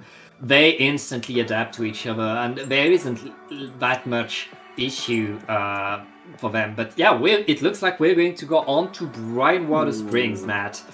And you know, 12 hours ago, I mean a bit more than 12 hours ago, there was a tournament where a few of these players that we see right there on the map fought each other. And notably, Noah and Gray were playing, and the other team counterpicked Brinewater Springs against PXG, against a team that has one of the greatest elites in the West. And I was confused, but the ability that these players have to go fast, to flank, to find cover, really makes Elite not as good as we thought it was on this map. Now, I mean, Brinewater has been one of those maps that Eliter, all the charges work really well on. And and at least for me, I agree with you. I was a little confused when they decided to pick Brinewater out of everything. But I mean, if you just have the skill to run down your opponent, then I guess the map doesn't matter that much. But let's Yeah. see what these two teams are gonna give for us here. We actually see the decaf come out, which we haven't actually seen a decaf in a bit. Yep, well, right there, the Avengers bringing back that decaf. With the Boblots, they'll have control over the zone. And but now, for now, they're letting the Elite look at everybody, but that Elite is not able to find the snipes yet. That will allow the brush to go in. Ooh, the brush is just tap shots, man. Yeah, I mean, immediately we see this brush making super aggressive plays like the brush does here. Immediately we see the brush and the decaf kind of up on their plateau. The bamboo able to support as well, and Sprays is kind of on the back end of things. They have the cooler, they have a chance to really try to rush in there, try to get whatever picks that they can here. We see this Zap trying to go in for that brush to get the pick off of the brush there. And with that splash on, they're going to try to paint over that map. They are able to cap it, trying to force the enemy Zap out. They get it. And with a really nice snipe onto the bamboo, Spray is able to take that zone. And Avengers going to be sitting at 45 points. Spray has a bit to go through. And with that brush, they needed to get that brush out of the way. All four of them needed to get that brush. And that's why the brush was right to make that move. Everybody from Spray went back to splat the brush. They knew how important it was to not let the brush behind them. That allowed the rest of the Avengers to go back on the attack, and now they're already back on the zone. Spray trying to hold it, trying to not have penalty applied. They're able to hold the zone for a while, but nope, never mind. With the bubbler, the Avengers are able to get the retake, Matt. It's going to be really hard for them to paint on this map, especially with Bubbler out. Such a good special for holding, but immediately we see two go down on the side of Spray. That brush still just completely wiping the members of Spray off the map. They have their hammer ready. They're going to want to save it for when this zone really starts ticking here. They want to make all these aggressive plays, but the leader is able to take them out just in time. The Wavebreaker goes down. They're two down, and this is Spray's chance to move. Yeah, big move right there by Spray. They get the zone, they get control, the chumps are deployed. I don't think they mind that much. Oh, the brush! The brush is behind them! You can't have the brush behind, they're forced to move back. And right now, that is the Avengers really taking control over the zone, Matt, and forcing Spray back into their spawn. Now with Spray on the back end of things, they really just got to get these picks there. And as I say that, they're three down, and Spray's able to quickly move in to get that zone there. The leader just making sure that brush isn't anywhere. They're watching for that brush. They need to make sure that and the Knot is able to spot them out quickly. Yeah. They know that brush is there, and the members of Spray are able to react to it accordingly, trying to make sure the brush doesn't get any value. Gray going in there to finish it off there. And we see the members of Spray taking very aggressive positions, able to get two. They're going to be taking the lead here, and they have control, but Gray is going to be going down here with a trade. Waiting. So this is a chance for the Avengers to start moving. And again, the Knot was simply waiting for the brush to drop just to get... But it didn't work. They still got splatted. The brush was not alone. And right there, the Avengers are able to retake control of mid, retake control of the zone. And once again, this team, this composition, it is so fast. They are already back on the run, trying to push on Spray. We see how aggressive this brush has been. And right there, we do see a bit of an overextend. We see that Decaf trying to make a move, unable to really get any kind of value from it at all. And with that Rain moving in there, Spray trying to take that zone. Two down on the side of the Avengers. They want to move in here. They're very close to taking lead, though. All they got to do is paint over it. And they do keep it. They're going to be taking that lead. This brush just being a nuisance for Spray, as the members of Spray are trying to paint over that zone. Brush goes down, and the time is ticking. They need to go for that zone. Gray gets taken out, and that's going to be a KO, and the Avengers take game 2. Yeah, I mean, again, the Avengers, constant harassment, constantly going in and constantly being in a fight, forcing Spray to look over their shoulders. On Brian Water Springs, it worked so well for them. I mean, Spray had the Nautilus pretty much dedicated to the right side of the zone to wait for the Avengers to drop to come in, and it was not enough. The Avengers were still able to drop on the Nautilus and win the fight anyways. That's how used they are to getting these flanks, Matt. Yeah, I mean, especially throughout that game. I mean, the Nautilus was trying to seek out that brush as Yeah. often as they could. Yeah. And it was working for a second. At the beginning of the match, we pointed it out, the brush was sitting behind them, and all 4 members of Spray actually went behind to go deal with him, which left the Avengers to take a little bit more control over their plat back, and with that, they were able to get a little bit of a faster push online. And the second they realized that, the Not realized how big of a threat that brush was, and they wanted to rush him as much as possible. But immediately, whoa, immediately with the counter pick, we're moving in, and I believe we're going to Bluefin. Yeah, Bluefin Depot. I mean, on here, good luck dropping. This is a map where doing what they just did on Water Springs is going to be pretty rough because you can see your opponents coming. You have the time to react.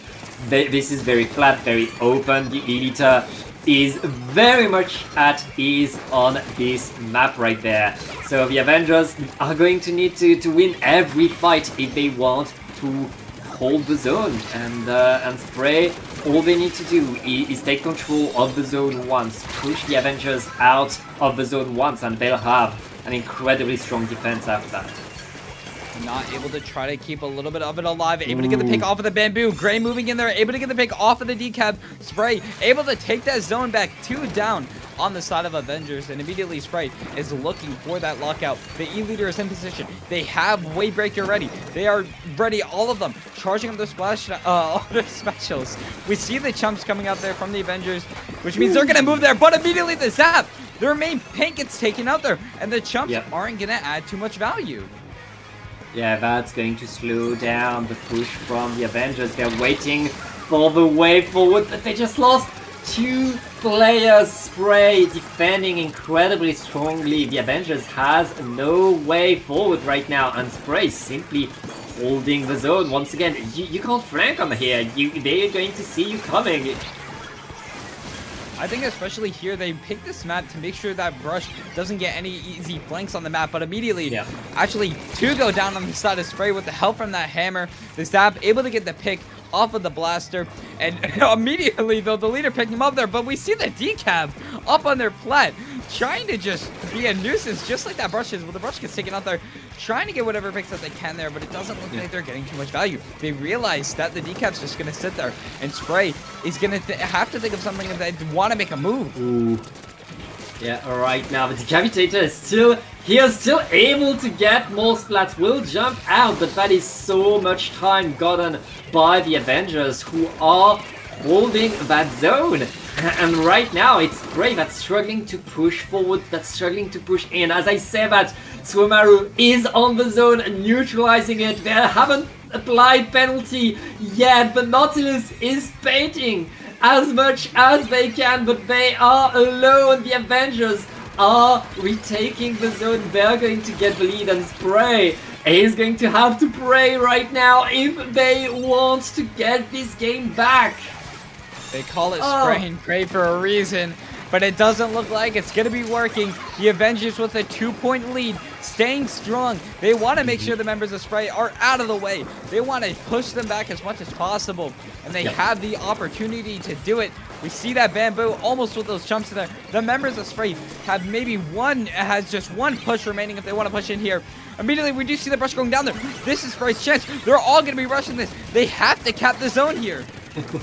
Yeah, lots of paint coming on the side of Spray, and great awareness by Sumaru, knowing that the flank was coming, because it's the Avengers, the flank is always coming.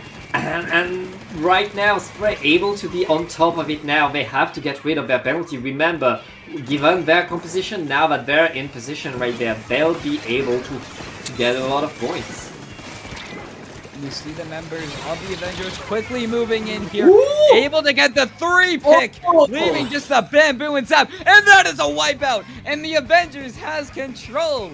They're looking for that wipeout. We see the decab and the brush on the left side, trying to take as much control, trying to be as much of a nuisance as possible. Gray gets picked up by that busy, and with a minute left, Spray still has one more push if they want to take this back.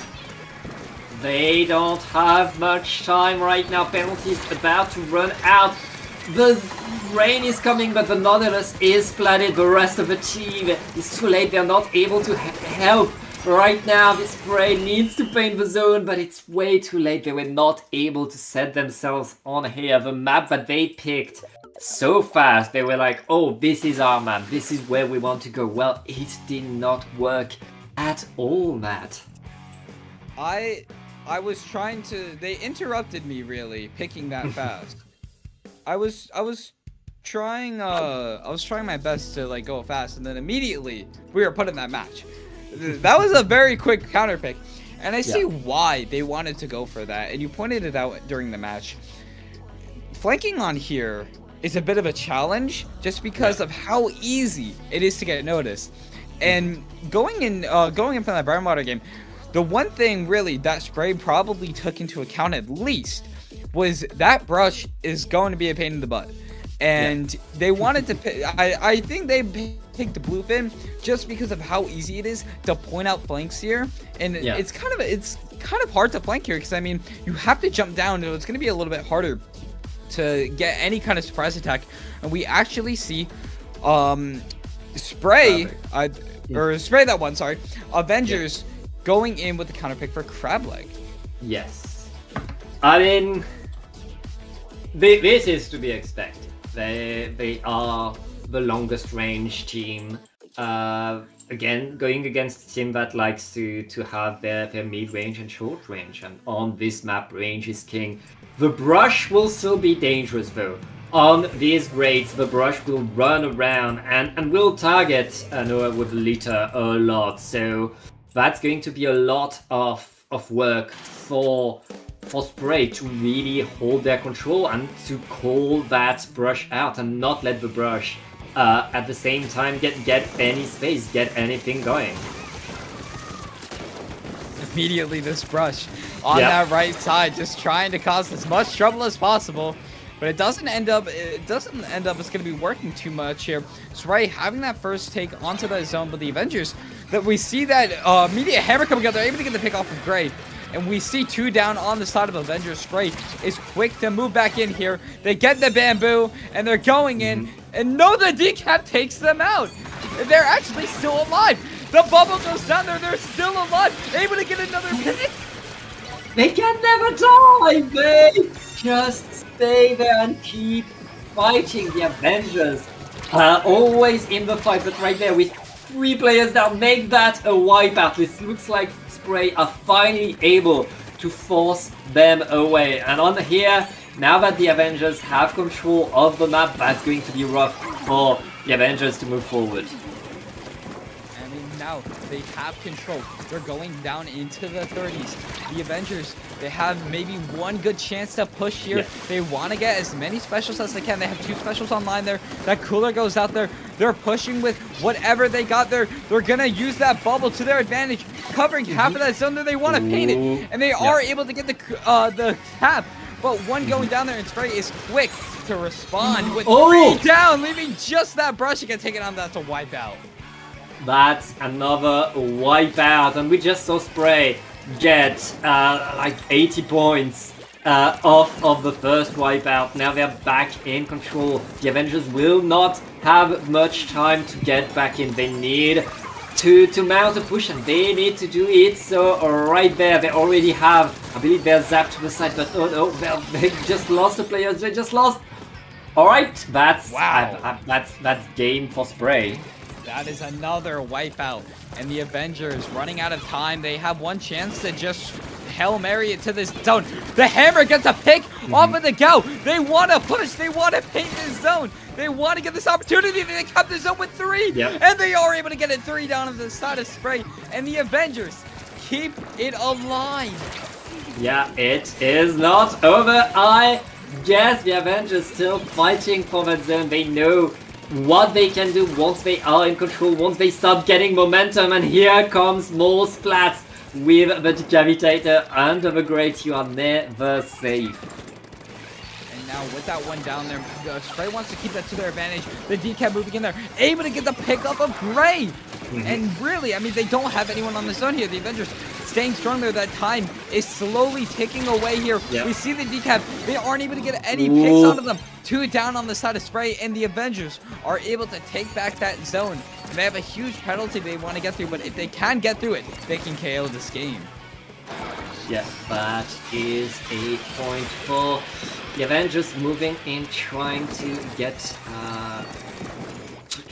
more right now. They're trying to establish themselves. They got the splat on the Nautilus and they're able to push towards the zone, but they need to paint it, man. They need to take it. They just lost 2 players and the Bubbler is no longer here to protect them. Spray keeps the control right now.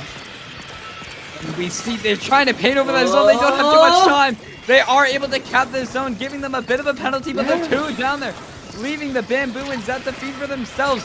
The Whale is going to be a problem. They're unable to survive it. And with 2 down on the side of Avengers, Spray gets another, and they are taking control. Avengers, all they got is 1 push. They have the cooler. They have what they have, whatever it is available to them. But they're 2 down on this side of Spray. Oh. This is their chance. They want to push into their on that zone. They are able to cap it. But can they take it? They do take it. But 2 down and 3 down on the side of Avengers. And Spray is able to respond beautifully. Able to cap the zone again. And they got the zone, and with only 30 seconds, the Avengers have kept themselves alive, but now the clock is ticking in favor of Spray. The Avengers need something big. They cannot lose the zone anymore, and Spray is already pushing back forward, trying to get more. Oh, that's a trade. Oh, that's 3 down. Wait, the Avengers and that's get a the wipeout. wipeout. Whoa! We see the members of Avengers back in it, but their brush going down there. It's gonna have to go down to this overtime, but the Avengers, they're 2 down. They need to keep this control. We see the Whales clashing with each other in Spray, doing their best, but now they're 2 down. They got it. They can keep it up. They need to get rid of Gray. They're able to get another pick. Gray able to get another. They just have to pin this zone. They're not moving in there. Trying to get the pick. They get the pick off of this time. They're trying to pin over, and they do. They're trying, but they can't. The zone is down to a 2v1. They gotta paint that zone, and that is, unfortunately, they weren't able to keep it up. And what a game right there. That was quite the game. What a move right there. And I mean, oh Lord. Spray gets that victory, but just not by. It looked like they were dominating things. It looked like they had control, like they had so much. But yeah, thank you. But the score was wrong. But now it's been fixed. Yes, okay, the Avengers took right. Bluefin. Okay, but I was right. You were right, yeah. Okay, I was like, oh, Spray won. Okay, so the score was wrong. We're going into a game 5. That was not the end of it. We still have 1 more game. The counter pick is going to the Avengers. By the way, I was kind of panicking because what happened is the score got reported wrong on sendu.inc. And then, like, because of that, stream had trouble really remembering what happened, and we had that confusion. But the score you're seeing right there is what we saw happen. So what's on Sendu will be fixed as soon as our wonderful TOs will be notified. That's 2-2. The next game will decide who goes on to grand finals on the winner's side. Yeah, it's little technical difficulties, but that's common when it comes down to Splatoon tournaments. Something always happens, and this is our one-time occurrence for this tournament. We're gonna get that fixed as they're working on that right now, but it is going to be Spray's counter pick into whatever they want. I mean, we've seen how well the Avengers have been at holding that zone. So it's really up to Spray to pick something, lock them out, and take that win, in my opinion. I mean, as Pat said before, maybe a map that's a little bit more wider. I think maps that are a little bit more linear, I think Gray's gonna have a much bigger advantage, especially with splash zones. Not, especially on linear maps, got less space to move around. It's easy to it's easy to crumble. It's easy to snowball. It's easy to get locked out. So these teams would have to be careful going onto a linear map. But I think the Avengers are going to pick something a little bit more wide. They have a little bit more space to move around. Rather move to the sides and move back and lose all that space. So I think we might be seeing... We've seen Mako so far. I know... I saw a lot of maps last night. The map list was definitely different last night. So I'm actually very interested. I can't even think of what the Avengers could even think of for this upcoming game. I mean, there's so many good maps that they can choose from, and I think one of them could potentially... I could see Robo. I could see Robo only because if the Avengers can easily lock out, the Brush is going to take full advantage of just staying in their base. I think that's a possibility, but there's a lot that they could choose from. There's a lot indeed. There's lots of options, and the Avengers, they've shown us that they're like their surprises. That they like to do things the way they can right there. So we'll see how things go. Our players are trying to fix the score on Zendu because they just realized that they reported it wrong. But things are getting moved forward right there. We're going to go on to Undertow Spillway, I guess. Again, this is a map for chaos. Opposite of what I said. I thought they were going to go for something a little bit more wider, but it looks like Undertow is going to be their pick here. So I'm very interested to see how, I mean, the biggest thing that I noticed that's different that I don't normally see in these comps is bamboo. They've been using that bamboo a lot, and I was very surprised when I saw it. But we do see on the side of Spray, that leader is going to remain strong, and that bamboo is staying for Avengers. They're staying with that pick. That is their weapon, and they trust themselves with it. And even with the opening Gambit, they're moving extremely fast. Yeah, I mean, opening Gambit on such a light weapon, that's going to allow them to really get a lot of presence. And right now, the Avengers are going to try to arrest, try to take positions. The second they're able to get behind their opponent is when they are the most dangerous. And look at that, the Brush is going to be stopped, called out, and Spray is now in control of both of the zones. Immediately Spray up on their lockout, immediately trying to take up as much space as they can. They have that cooler, the bamboo, tapping that zone there, trying to buy a little bit more time for their team to push in there. The Avengers, they have two special. Spray is one down. This is their chance to move that decap, immediately popping bubble onto that zone there, trying to take as much control, and they do get the cap in. Avengers gonna be giving Spray a little bit of a penalty here, able to keep up that zone, but immediately the Brush trying to move in there, but making sure they keep their space. And with the decap going down, their Spray is quick to respond, and they're going to be capping those zones immediately, and Spray is looking for that knockout. Spray has been learning. Spray, more and more, they're expecting that Brush, and they know when the Brush is going to move in. They can tell where the Brush is going to arrive, and they're ready to shoot that Brush before it can really go in, and it's been working for them. The Avengers will have a hard time really denying things, but I mean, they still a few more game to play, more than 3 minutes right now. Spray just got the zone back, they're already done with their penalty, and they get 2 down on the Avengers. And Spray is quick to move there, that Brush, trying to keep up as much space as they can, but the leader able to take them off of the board for now.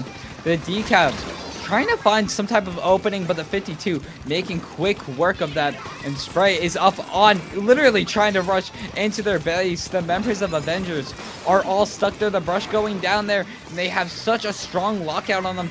The bamboo trying whatever they can, the decap looking to cap that zone there. They are able to cap it, but Spray is quick to respond. The knot goes down there. Avengers are trying to paint, but they're 2 down. The hammer coming in there, but it's not going to do much, and with the Brush going down there, they're just going to paint over that zone, and with another going down there. Spray with a quick Game 5, taking the set 3-2 over the Avengers.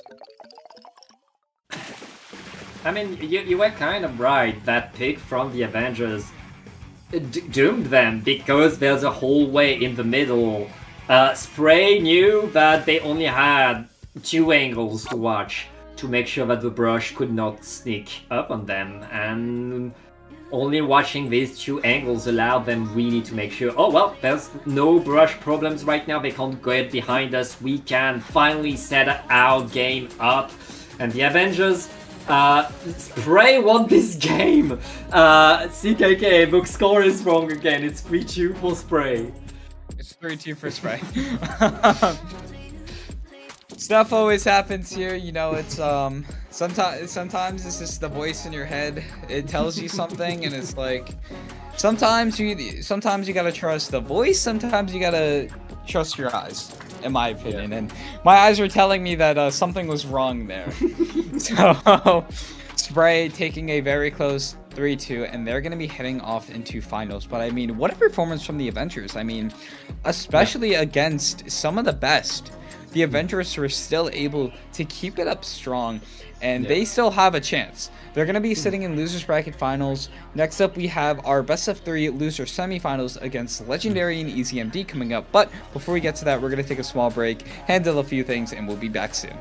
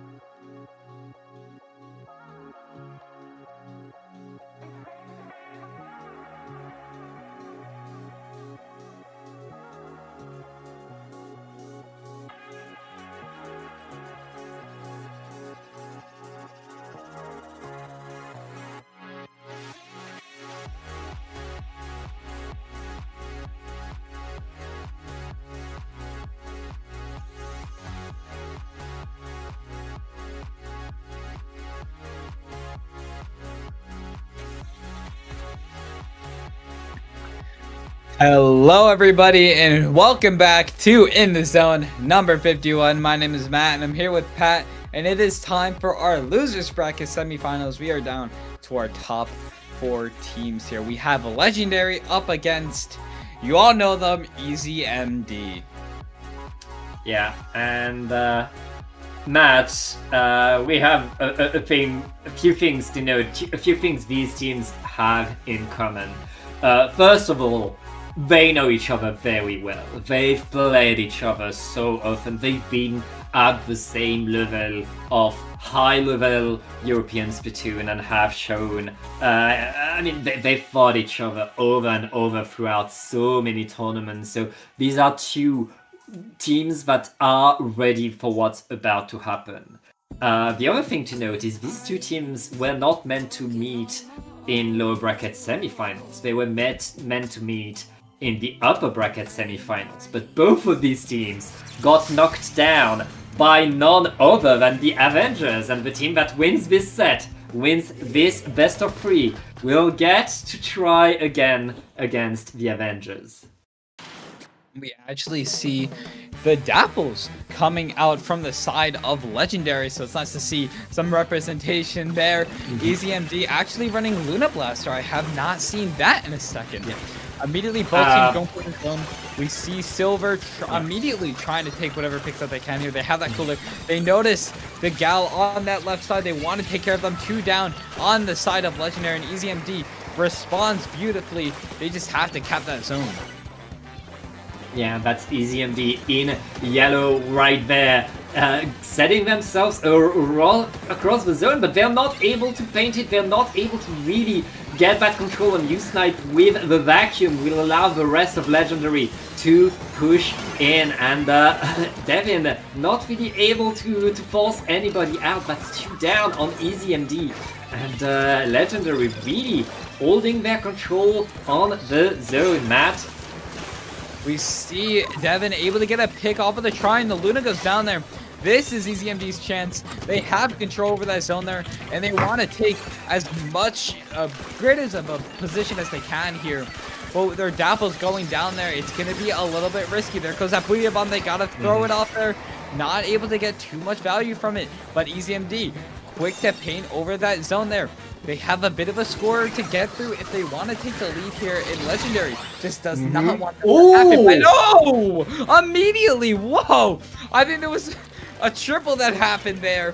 Yeah. And Easy MD has pretty much locked them out here. Yeah, I mean, and right there, they are on the platform. Legendary able to fight them on the platform, but that is so much control that has been given to Easy MD. Legendary finally able to push onto the zone. They were still able to push back in very, very fast and get back control over the zone, and well, even really force things out. Now there's still a few beacons to the side that are going to allow Easy MD to push back in.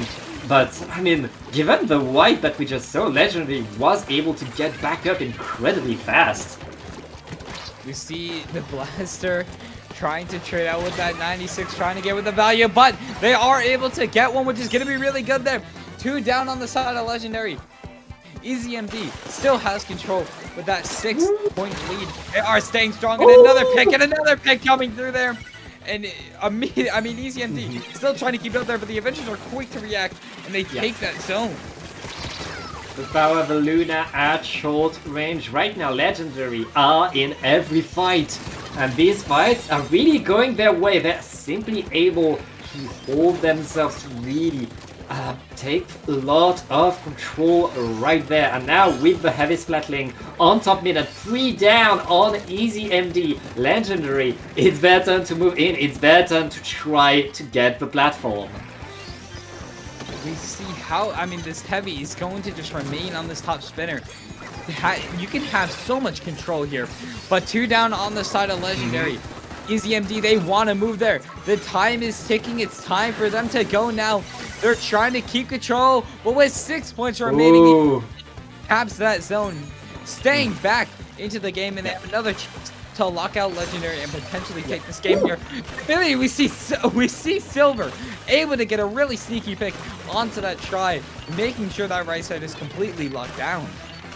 Yeah, beautiful move by Silver. A Stamper in that position is so dangerous, so annoying, and even when you can cut the distance, they have a Booyah, but Legendary are still able to get that splat. Now they are to the side, no more penalty on EasyMD. The vacuum needs to get the zone. The Zipcaster is deployed by the Lunac, and Legendary get the cap. Yes, EasyMD not able to hold on with 3 players down and 1 minute left. Legendary is in a very, very good spot, Matt.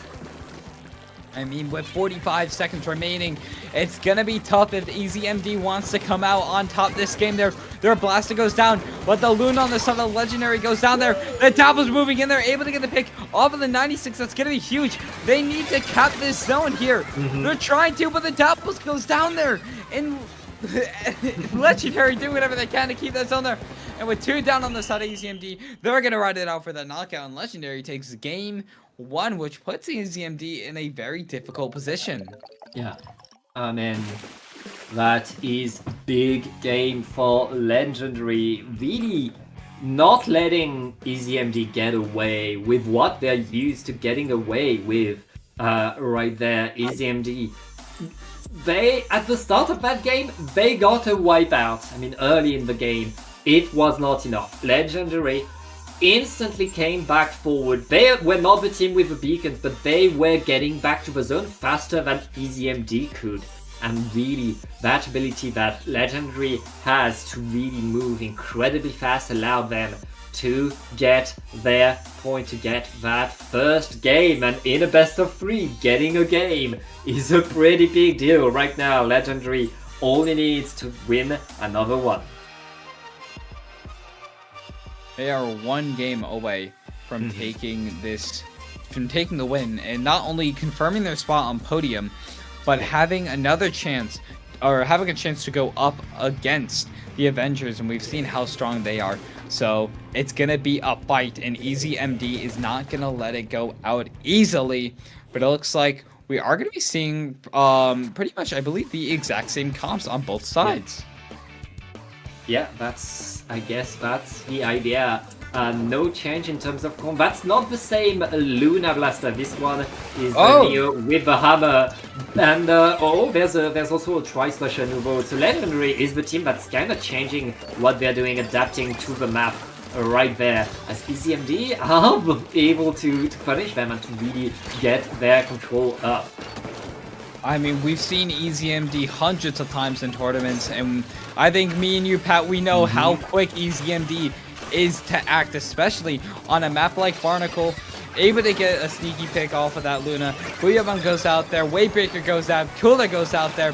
EasyMD is keeping controls. They're going down into the 40s, able to get another pick. That coming out there, Legendary, they're trying their best to push, but immediately gets punished out. And they're really just looking at KO here. Yeah, I mean, that's the map they picked. That's the map that they picked right there. Complete control for EasyMD. Legendary needs to go in, but they just lost 3 players. What a move with a wipeout. EasyMD is going to get game number 2. First game was for Legendary, and it was hard fought, but Legendary was on top of it. This game, there was only 1 team on the map, Matt. Wow. Okay. So, I mean, as you said, we saw it was a bit of a struggle game 1. Both teams were kind of neck and neck. But the second Barnacle was brought out, EasyMD was just pushing. They were on it. I mean, I can't even count the amount of times I've seen EasyMD on this map immediately getting lockouts and just forcing that game there. So, hey there, streamer, on the bucket. As you can see, the teams are getting ready, and we're going to be going on to splat zones on Sturgeon. Yes, Sturgeon Shipyard. Because these 2 teams, I think they have no map in common in their pick list. So we're going to a random map. And that's going to be Sturgeon. Very unique map, plays very differently. And I guess we saw a Tri-Slosher earlier on Barnacle. That could come back as well. Like, this is the kind of map where any Slosher is going to be very dangerous. I mean, yeah, so we've seen this map played a lot more recently, actually. So I'm pretty excited to see what these two teams are going to bring for this one. I mean, we've seen how strong both of these teams are, and Legendary able to keep up with EZMD is something to just be afraid of. Yep. We've seen how well they were able to keep up. They were able to take game one, and even though it was a 0 to 100, they are still remaining strong going into game 3, and this is where everything comes down to. Yeah. This is the test. What decides who moves on to the lower bracket finals. And we'll see which of these teams is able to do the job. Right now, EZMD is going to already have their cooler ready. They want to get in the fight, but it looks like Legendary is the team that's taking a lot of presence. The blaster to the side will not be able to get the space though, and now EZMD can simply look forward and get in the fight. Oh! Oh, but the Booyah Bomb got eaten up by that deck. It's going to be a really good play, but that Splash Out coming in there, getting the last members of Legendary, and EZMD is looking to completely lock out now. Incredible splashdown by Phoenix right there. Legendary now waiting for the opportunity, getting their specials ready. They already lost their 96, which was so key into them getting space usually, but they know they don't have much time. They need to go in, and the Try is able to get the splat on the blaster. And that's going to be a really good pick for them that try doing whatever they can. They got to get the dualies out of the way. They do.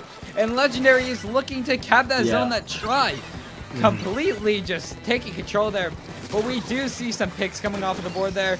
We see the Heavy get the pick off into the Blaster. They're trying their best to paint, but it doesn't look too promising in EZMD. They take back that zone there, and just that Heavy remains. I mean, we saw how dangerous Tri-Slosher can be on this map, and Legendary, that Tri-Slosher popped off, got forward, but EZMD was ready to come back in, was ready to really retake control, and now they're back. Look, they're all around that zone. It's going to be so hard for Legendary to get back in. Immediately, that Blaster trying to get the picks that they need there. Multiple going down there. Legendary, they take the zone. They're quickly getting rid of that penalty. They're looking to make these points count there. The Try gets picked up. That's going to be really crucial for the members of Legendary for that lockout. But ECMD still trying their best to look for an opening. That is Legendary with a flank from the Blaster right there, getting so much space back. That is an extra splat. Huge moment for Legendary. They're going to get the lead off of that, Matt. And they're looking for it. It does look like they're going to be taking that lead there. Able to get the pick off of the Blaster. Trying to get another one. The leader takes them out there. They have one more shot. They have the cooler. They're going to have to move now if they want to cap the zone. The leader goes out there. But he snipes it through the back. As the members of Legendary are trying to keep it strong, but they can't. And EZMD is quick, just leaving that Heavy to fend for themselves. And EZMD stays into the game with just 6 points remaining on Legendary. It is not over, but Legendary is already back in position. Wait, Devin on the opponent snipe now has a view on everybody. Nobody can really peek right now because the sniper is watching, waiting for a mistake on the side of Legendary. Right now, Legendary, they were winning, but they don't have much time. That one push needs to work for them. And it looks like that's it. They're sealing the deal. Devin seals the deal. They can't do anything to paint over that zone. And EZMD with a comeback, winning their loser semifinals match. And that's going to be their podium spot. And they're going to be moving on to losers finals. And that's a Devin 4K moment for you. Really when it matters, suddenly we see splat after splat after splat, everybody dying across the map with that Eliter. That is 2-1 by EasyMD. I mean, both of these teams so strong, but only one can move forward, and EasyMD right there showed us what they can do. When they are in the right position, what they can do when you linger just the extra split second and the Eliter is looking at you. Going in, actually, no, I believe we do have a bit of an intermission, so I will save that for when we come back. So we will be back shortly for our losers finals match between the Avengers and EasyMD.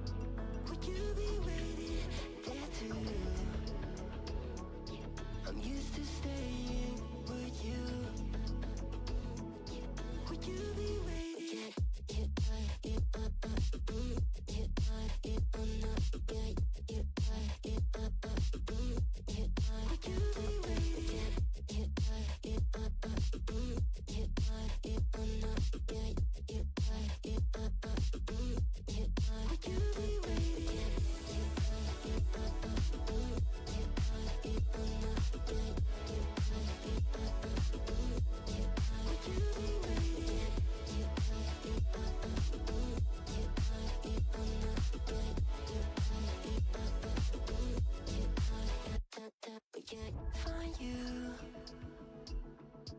I'm used to waiting. Are you?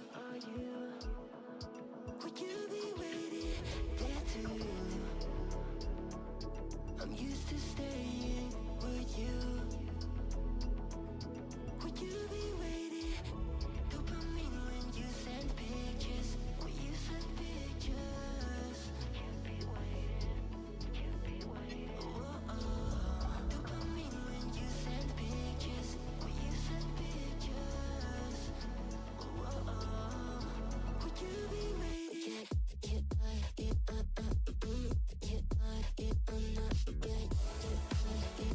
And welcome back. We are now in the lower bracket finals. It's a rematch. It's going to be BZMD versus the Avengers. And I'm still Pat. We're here with Matt, ready to watch more of that action. Matt, right before we got on the mic, these two teams met. And it went to a game 5. Now they're meeting again in another best of 5, this time with counterpick. And I mean, I guess we're going to see more action. Yeah, I mean, you pretty much took the words out of my mouth. I was gonna mention these two teams met each other in finals, and it went down with the Avengers taking a game 5, 3-2 against EZMD.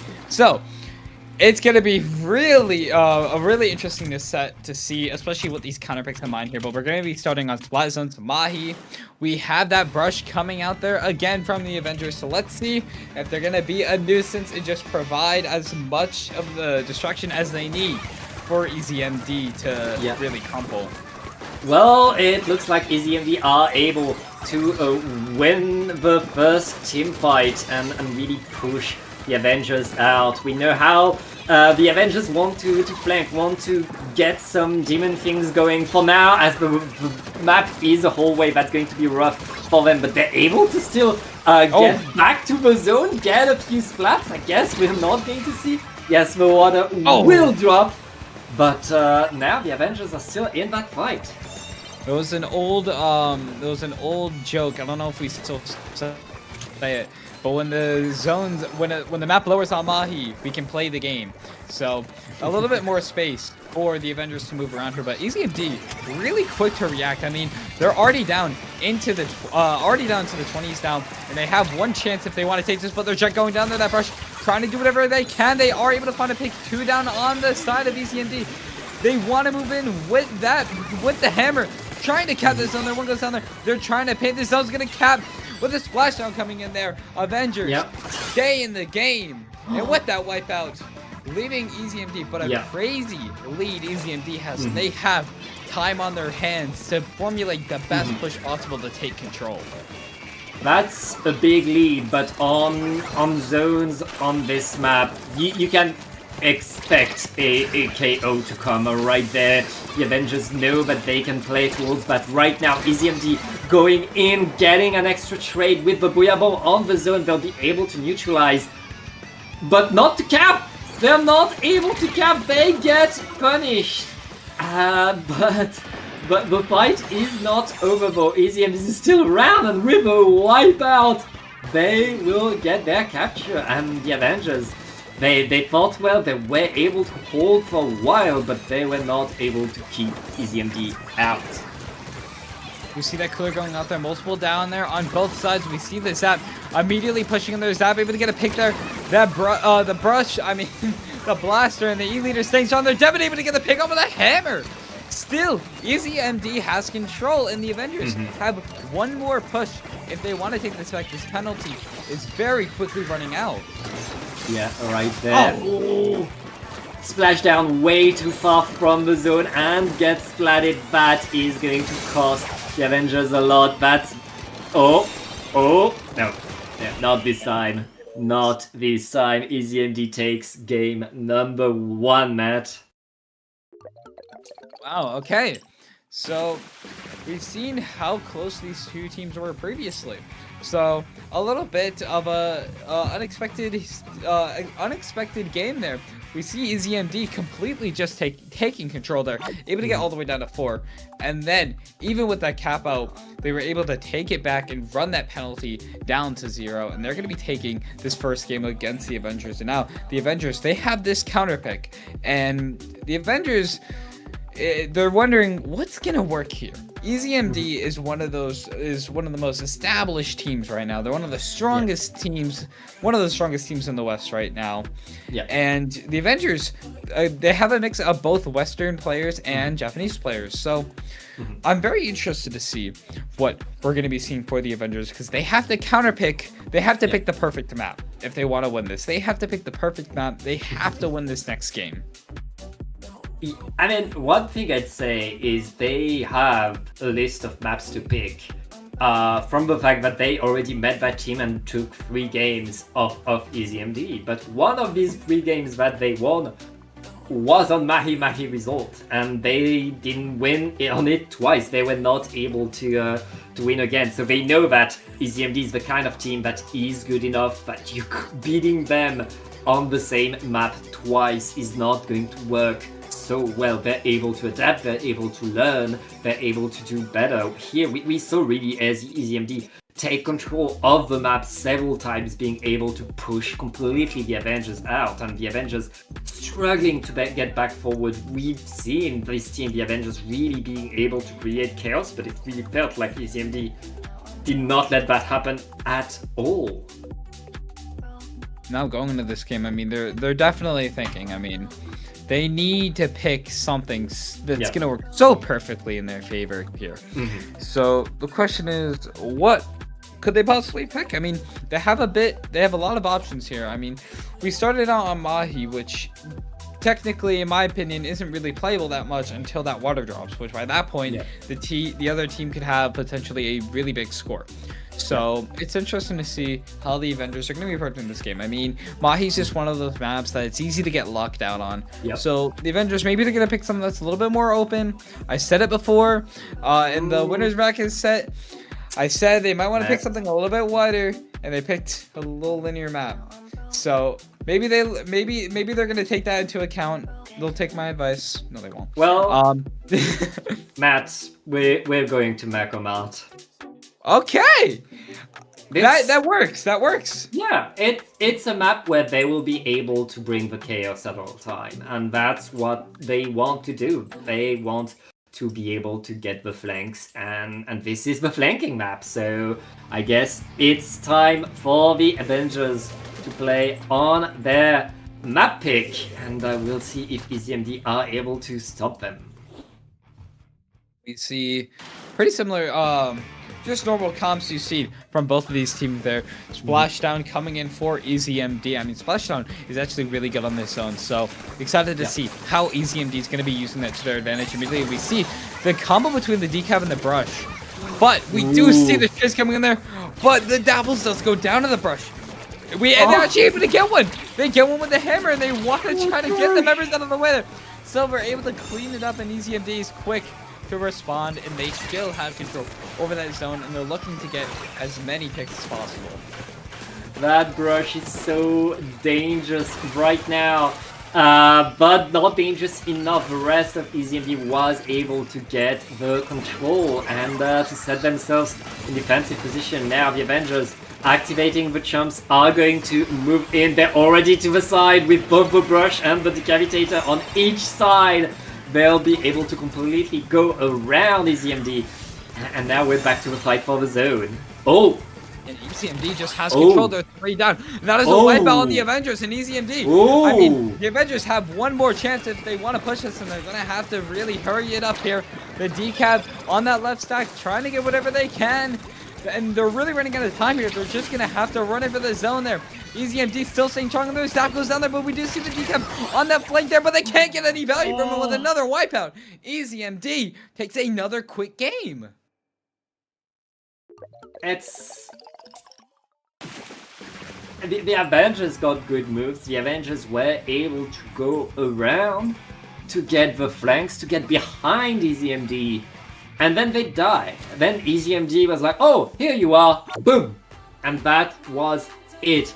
They not just a win on their opponent's counterpick, Matt. That was really EasyMD completely stopping everything Avengers did in their track, stopping them right there, not letting them get away with anything. So now going into this, I mean, it's their pick again. The Avengers have the pick again. It's up to them. I mean, this is their last shot. If they lose one more game, EasyMD will take this. So this, even before I said that the counter pick really matters here, it matters even more now because this is their last shot. If they can't, if they're gonna be on the back end, even if they do win this, then they have to play on EasyMD's counter pick another two times. So Yeah. they really have their backs turned here, but they still do have a chance. They have one more game, and if they can save it, they might just go on a reverse sweep. We've seen a lot of reverse sweeps happen recently, so I wouldn't be surprised if they can take this game and start winning. But EasyMD has just been so strong, especially on these lockouts. Yeah, and it's incredible to think that the Avengers got 3 games off of EasyMD, but right now it really feels like EasyMD learned, improved, and is not letting the Avengers get away, not letting the Avengers take anything. Now we're going to Brightwater Springs. We saw how dangerous the Avengers were on this map against Spray. Now, this is the map where even when Spray had a Nautilus to deny the flank was still working, and we can expect the Avengers to drop to the side and constantly be going in. We've seen how Brandwater is a bit of a lockout map here. Yeah. So, I mean, it's up to. I mean, we've seen how well EasyMD has been on those lockouts. So if they can just take control, it's gonna be really good for them. Yeah, very much. So right there, I mean, this is the Avengers back to the wall. They were quite close to getting the victory so many times, but right now they are facing elimination out of this tournament. Let's get right in the game. No surprise in terms of composition, we've seen these weapons already. Let's get in the game, Matt. Immediately we see both teams, especially Phoenix there, immediately heading onto the zone there quickly, but 2 down on the Avengers immediately in EasyMD with that first take onto the zone, and immediately Avengers back on the retake here. They have what they need there. They have that cooler. We see Devon's in a great position for picking off members of the Avengers. The chumps aren't going to actually do have a lot of value to them. The Booyah's going to come in there, lock them out here, but the members of Avengers are quick. 2 down and 3 down the side of EasyMD, and Avengers takes control. Big opening by the Avengers there. Really, their constant aggression just did the work, and now it's on EasyMD to move forward. But there's a bubbler right under their nose right now, and they'll have a rough time moving in there. They're forced to wait, but with 2 players down, they were able to get the fight, and with that extra snipe, they have a lot of presence in mid. EasyMD takes control, and with the denier of the flank, Silver will be able to move in. With Silver being present so high, really a lot of paint is on. The Avengers is forced to wait. We see they're getting close. They have that cooler ready. They're looking to take that lead there. The TCAV able to find a pick there. Silver taking a very good position, able to get 1, and then jumping out to safety to pop that Booyah bomb. Gonna be really good there. We see one of the members of Avengers stuck down on the left, but Silver able to apply so much space here. Yeah, Silver so dangerous right there, but will be splatted between the bubbler and the chumps. That was a bit too much to fight. The Avengers are still in this game, and with a lot of splats, that's a delayed wipe. The Avengers now have control over the full map, Matt. With this huge lockout here, their penalty is running out here. They're looking for that lead there. They have the cooler ready, but we see the Zap getting ticked off. We see the Dapples try to get the decap. They aren't able to get him 2 down the side of ECMD. The splash shot, they're coming in on zone. Able to catch him, but it's not enough. Just leaving Phoenix there. And with that pick happening, but no, wait, Devin, I don't know what just happened there, but 2 went down on the side of Avengers. And Devin with another pick there. Able to tap it, and it's just a 1-point scenario, and ECMD sticks that lead. Yeah, and another snipe by Devin 4K right here. That splat after splat, 3 down onto the Avengers. And EZMD is now in position, getting more and more presence. There's not that much penalty match right there. I think EZMD are in a good spot. Yeah, I mean, they're really taking away their penalties done. The points slowly adding up for them. We see that trade. That's going to be fine for them. The Booyah Bomb's going to come in there, but the zone cap, the deep cap going down there, but 2 down the side of ECMD. That brush, quick to paint that zone there. They're going to be taking it. Devin gets picked off. And with the decap trading with another, the Avengers taking control, but EZMD is quick to react. Every fight is happening everywhere. The Avengers pushing in. They know they need to hold the fight as far from the zone as they can, as far up as they can. Penalty is done. EZMD needs a push very quickly if they want to defend their lead. Immediately with that Booyah Bomb coming in there, catching the bamboo. EZMD, they need a push in here. There goes that splashdown. But it does look like Avengers is able to take a 2-point lead there before going 2 down. The EZMD, they're going to be quick to react to that. They're not letting that lead last for long. Their penalty is going to be taking down there. We see all these players on the right side though. I'm getting picked out. Another trade coming in there, leaving a 2v2 on the map there. For the Dapples to really just fend for themselves there. We see even the leader. We see Devin painting the zone there. They want to take as much control as possible. Yeah. Less than a minute in the game. 3 down the side of ECMD, and Avengers takes control. We're about to enter the last 30 seconds of the game. The Avengers have control over the map. EZMD, they need not just to get to the zone, they need to get full control of the map. They need to push all of the Avengers out of here. Here comes the Booyah Bomb. The rest of the team needs to follow to take space, but they are very slow right now. Can they get in? 3 down! It's 3 down! EZMD just bought themselves an overtime, but they can't leave anything to chance. Phoenix throwing point sensors all around. They want to know where the opponents are. And it all comes down to here. The penalty's ticking down there, but 2 down the side of ECMD. The rush coming in there, getting another pick, and the Avengers able to paint it over, taking their first game. And it's not over yet for them. EZMD has not won that 3-0 sweep. Avengers taking game 3. Still 2-1 in EZMD's favor, but now it's going to come down to EZMD's counter pick. EZMD were constantly forced to look over their shoulders, even when they were able to take control of the map, to bring themselves onto the ramp and to push onto their opponent. They were forced to move back to the zone because they knew the Avengers would drop to the side, would be dangerous. They couldn't just stand under the spawn. They had to move back. Because of that, the Avengers, when they were able to get pushes, when they were able to get the map, they were going in much further. They did not have that fear. And when you don't have to be afraid, when you can do whatever you want, you have a huge advantage on the pace of the game. The Avengers get a game. Now it's still 2-1 for EZMD, and this time they're the ones choosing the map. I mean, as I said before, even if Avengers win this, they have to win then on EZMD's counter pick. Yep. That's the thing here. EZMD is in control over that game. So for the next 2 games, EZMD would have to pick the map if Avengers wants to sweep here. But as we're waiting for the counter pick to come in here, I believe we do actually have it. And it's going to be Barnacle. Yes. And immediately go. Hey, we go. And we know how dangerous a team with an Eater can be on here. And the Avengers know as well. They faced the team with an Eater right there that really did a lot of damage to them. The big question is, can they win this fight? The Avengers need to keep a player on the map at all times. Immediately though, three down, I believe, on the Ooh. side of the Avengers, and we saw previously EZMD on Yep. Barnacle. This is one of their strong suits. They're pulling it out right away.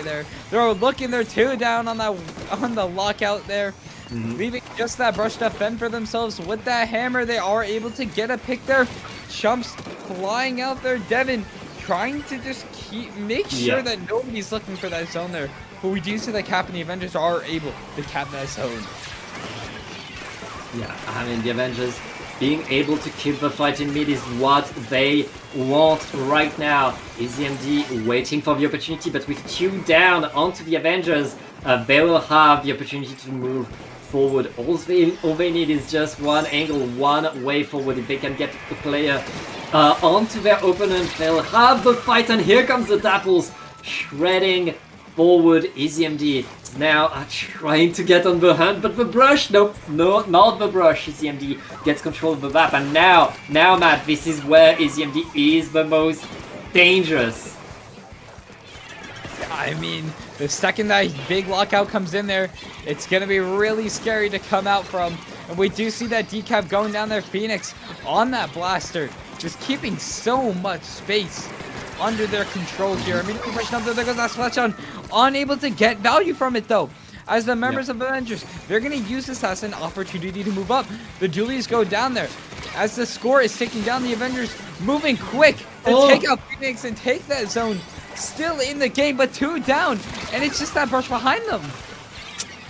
Penalties applied. Penalties applied, that is the most important. And the Avengers get more than penalty, actually. Thanks to the bubbler, they're able to get the jumps in. They're able to win the team fight. It's their turn to paint around, to take control, to set themselves on the opponent's platform. And now a big question is, ooh, can they dodge? Immediately, we see all of them trying to just dive through that zone there. We see the members of ECMD. They need to stay alive. That's all that matters right now. If they can stay alive, they can take this for the decap behind them. Devin can't get the pick off of them. With their stamper going down there, this is going to get risky. The Avengers right now getting the momentum, getting the splats. EMD not able to push in, but 3 down will allow them to move forward. They only have a few seconds to get on the zone. Everybody's back to the fight. Can the lead sweep? Yes! The lead just changed. EZMD is still on there. The splashdown. Wait! What? It's not enough. Devin, it's a charger painting battle. Silver trying to come and get their pick, but it's not going on the zone. And they keep it in. And the Avengers take game 4. Whoa. Okay. And we have a possible reverse sweep. We're going to be going into a game 5. The bamboo just painted the zone back. Keeping it alive. What a show of resilience by the Avengers. Incredible, incredible play that was. I mean, EZMD had this. They had this, and then the Avengers just came back. Yeah, so going in, I mean, it all comes down to this. Whoever wins this is #1 guaranteed second place. But whoever wins this also will go on to rematch against Spray. And we have a very quick counter pick. They picked right away. They're going to Crab Leg. And Pat, you know EZMD as much as I do. This is another one of their best maps. For sure, this is a great map for EZMD. This is the we outrange you map. This is the map where you're going to bring that. Now, we know that the Avengers fought Spray on here. They were quite dangerous. They were always able to come back. And the comeback is kind of their signature move at this point. So we'll see if they're able to make it work on here. One thing for sure, the Avengers will need to run in and not let EZMD be comfortable. They're exactly doing that. Going in, trying for the fight at all times. But EZMD is there to punish. Immediately, Phoenix running up on their plat there. They're looking for a pick. They get one, and they can't find the second there. They want to go for that decap, but they can't get it. Silver able to clean it up. just as well for them. But they're 2 down there. They're still trying to make some, but the brush is actually on the zone. Yeah. The brush is able to pin out the zone and cap it for their team there. The zap down there, but the Avengers try to maintain as much control as possible. 2 down on the side, actually on both sides now, as EasyMD is quick to react. Ooh. It's another pick, and they get that wipeout, and EasyMD Yeah. flips that zone back in their favor, and Phoenix is back onto their plat.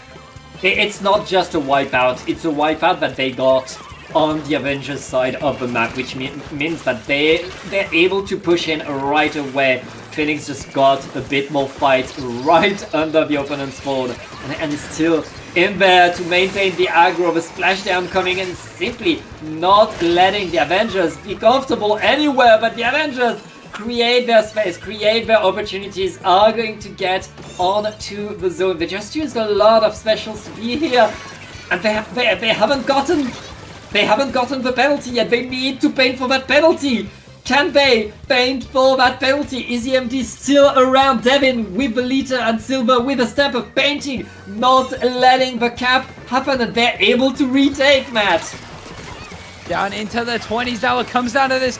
Booyah Bomb comes out there. The Chump's trying to come up there. The Bamboo trying to remain alive. Phoenix gets a pick off of them. It's a 3v3 on the map. They cap the zone there, but they're quick to paint it over. The brush goes down there, and it comes down to this. The decap trying to paint over to get the pick, but no. Immediately getting picked off, and that's 3 down on the side of Avengers.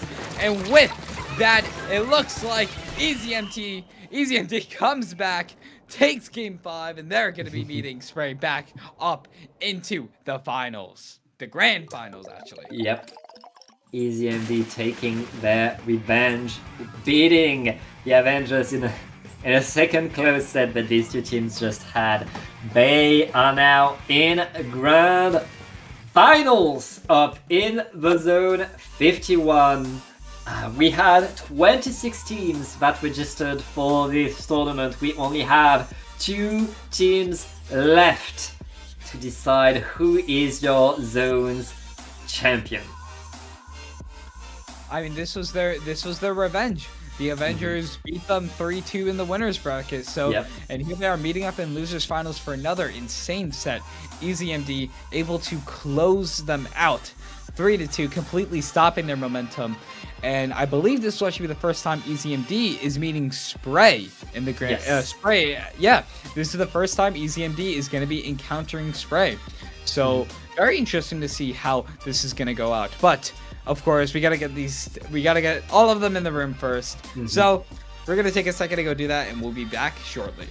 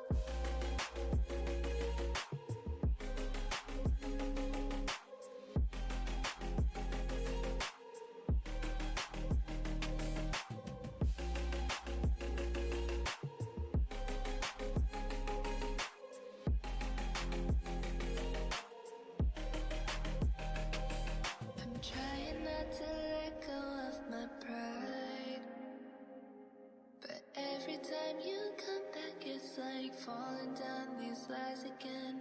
This feeling that I have deep down inside.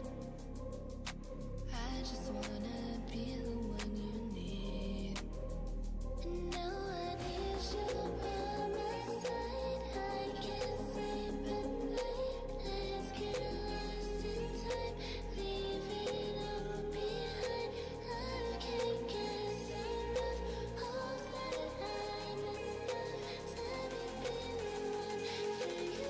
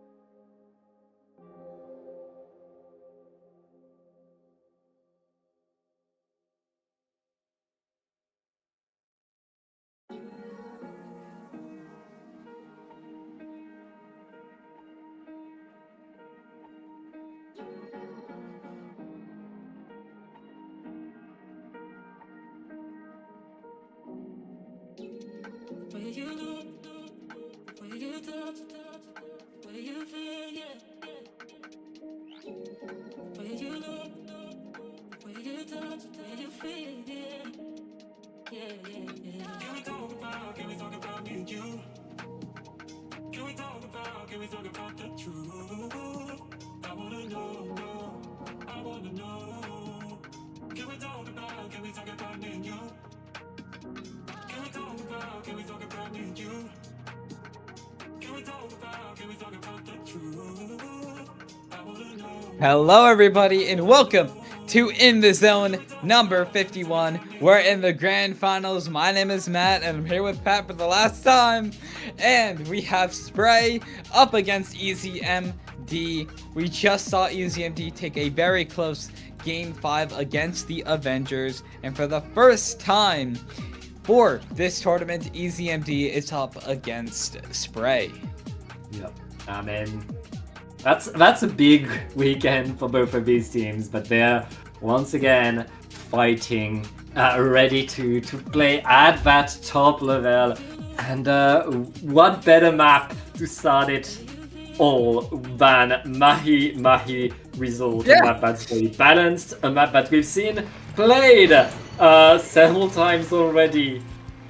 And let's get in the game. Of course, no need to introduction for both of these teams. So powerful, so fast. And we're going to see one of these top level sniper duels that I always love to watch. Yeah, we got leader on leader action. Gray back on that splashdown. But immediately we see the knot on the side of Spray get picked off there. EZMD quick to try to gain control. 2 down on the side of Spray there. Gray able to, whoa, Gray able to get 2! And that was a really sneaky double from Gray before being taken out there. It's just that leader alive. And Spray is quick to respond. It's just Devin remaining on that map there. Yep. We see the members jumping in there. The knot making quick work, but Phoenix able to take it out, going on the side there. Able to get off the zap there. And we see the fight. Phoenix able to get another one, going in for a third. I mean, the pop-off potential of the blaster on both sides.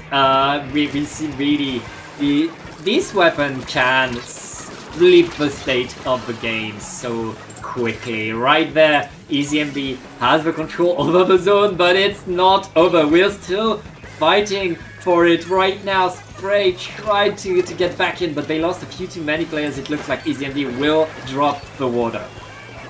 And with this in their favor, we're going down into the 40s now.